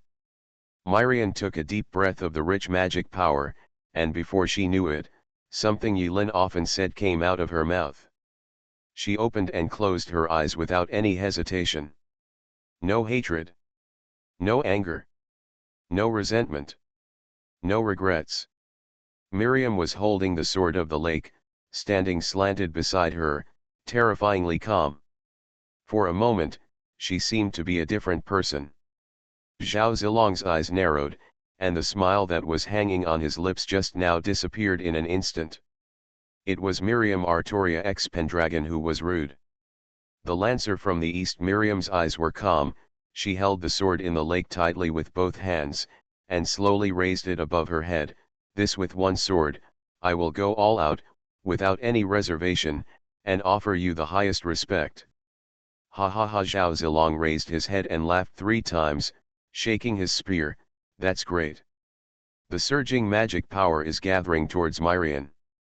Golden light illuminates the battlefield. At this moment, Myrian, holding the golden light in her hand, once again became the focus of the world, the only one under the sky. The sword of promised victory. Excalibur. The golden light was like a giant cannon. Go straight to Zhao Zilong. However, Zhao Zilong did not retreat but advanced, 1 man and 1 gun, and stepped forward alone. Death without regrets. In the dazzling golden light, Zhao Zilong laughed happily. In front of the city walls of Uruk, Gilgamesh laughed in anger. Stupid woman, you have no idea what you're missing. He was angry. He was the only one who ordered the princess, and no one dared to treat him as a concubine. In front of my eyes. This dirty, ugly woman doesn't know how to live or die. She will be the first and the last. Circles of ripples opened in the sky. Countless golden weapons revealed the tip of the iceberg behind the ripples. These are all the treasures of King Gilgamesh. Every piece of treasure is a powerful treasure. Every precious phantom can create an awesome heroic spirit. Theoretically, Gilgamesh's treasure house contains the prototypes of all human weapons. Even the prototype of the noble phantom Durandal of the later paladin Roland, who is now active on the battlefield, is also in King Gilgamesh's treasury. Xenia. In an instant, the weapons from the treasure house turned into throwing spears and spread towards the ground. It can be called a hail of bullets. In fact, every precious phantom has its own special ability. But Gilgamesh didn't need it and didn't bother to study it. Using the power of the noble phantasm itself will consume a lot of magic power. But now, he only needs to spend a negligible amount of magic power to open the treasure house, and then throw out the treasures inside. Simple and crude, it crushes everything. This is the king, theoretically the ancestor of Yulin and others, the true strength of the ancient king of Uruk. Boom boom boom. The golden light pours down like a waterfall, drowning everything. The ground was shaking violently. On the city wall, Kotomine looked at the horrific scene in front of him in horror, dumbfounded. The spear that he had been trying to pull out for a long time was inserted into Kotomine's lower abdomen, but the violent vibration actually knocked him down. Ho ho ho. Strong man, you are the partner worthy of my Hippolyta. Under the bombardment of golden light, Hippolyta let out a rough laugh. This kind of laughter should come from a man's mouth. But I don't know why, when this kind of laughter comes from Hippolyta's mouth, it doesn't make people disgusted. Instead, it gives Hippolyta a wild charm. During the bombing, Hippolyta moved. She moved on the ground with flexible steps. Rays of golden light that were faster than bullets passed by her. She escaped this wave of bombings. In the golden light, Hippolyta laughed, grabbed her hands in the air, shook her 2 spears, and with the sound of the wind, she crossed hundreds of meters in an instant and stabbed Gilgamesh above the city wall. The 2 throwing spears emitted a strange black light and bounced away the golden light along the way. Another bastard with weak divinity, you are seeking your own death. Gilgamesh was unhurried, the clay plate was filled with light, and a gorgeous golden shield appeared in front of him. Clang! 2 throwing spears were blocked by a golden shield. Time seemed to pause for a moment. After a pause, a shock wave visible to the naked eye suddenly exploded in all directions with the spear and shield as the center. Call! Kotomine was blown away. Before he could stop the bleeding from his wound, he was blown away by the aftermath of the 2 shooting at each other. Horrible! Kotomine, who had somersaulted a dozen times on the dirt, saw an astonishing scene when he got up again. As if by magic, Hippolyta grabbed spears from the void and blasted them at the shield like crazy. Every time a spear collides with a shield, the aftermath is like a hurricane, blowing away everything around. Around Hippolyta, there were many golden pole weapons, and some of them even penetrated Hippolyta's hands, feet, abdomen, and limbs. But Hippolyta did not take a step back, her expression became more and more brave, and the speed of shooting the spear became faster and faster, more and more outrageous. From Kotoman's impartial perspective, Gilgamesh and Hippolyta seemed to be each carrying a Gatling gun, the kind with unlimited bullets, and they were interchangeably bombarding the opposite side. This crazy and continuous confrontation lasted for a full 30 seconds. But these 30 seconds, to onlookers, seem like 30 years. Crack. The landing points of the spears all landed exactly at the same place. Among the explosions, a crisp sound seemed so insignificant. The golden shield, which was continuously bombarded by the throwing guns, finally couldn't stand it any longer, and there was a slight breach. Along that small breach, the next moment, cracks spread everywhere on the solid noble phantasm shield. Gilgamesh's noble phantasm. Cracked. This is no longer something that my heroic spirit can interfere with. Kotoman stared blankly, helpless in the aftermath of the violence. He felt deeply his own cowardice. When Kotoman was shocked, I also felt extremely confused. Under the arrangement of his teacher, he came to the age of gods, came to this trial, and came to Uruk. What is the real meaning? Is it just to witness this unprecedented battle of heroic spirits? Or does the teacher have other, more elusive arrangements? So far, Kotoman knew clearly that it was Merlin's plot that brought him here. But he didn't think that Merlin was trying to harm him. Because, after Kotoman arrived here, he was surprised to find that the doll Merlin gave him before he left had actually become a precious phantom for him. A powerful protective weapon. Since Teacher Merlin gave him the protective treasure, how could it harm him? A teacher is a teacher after all. Your eyes are so beautiful.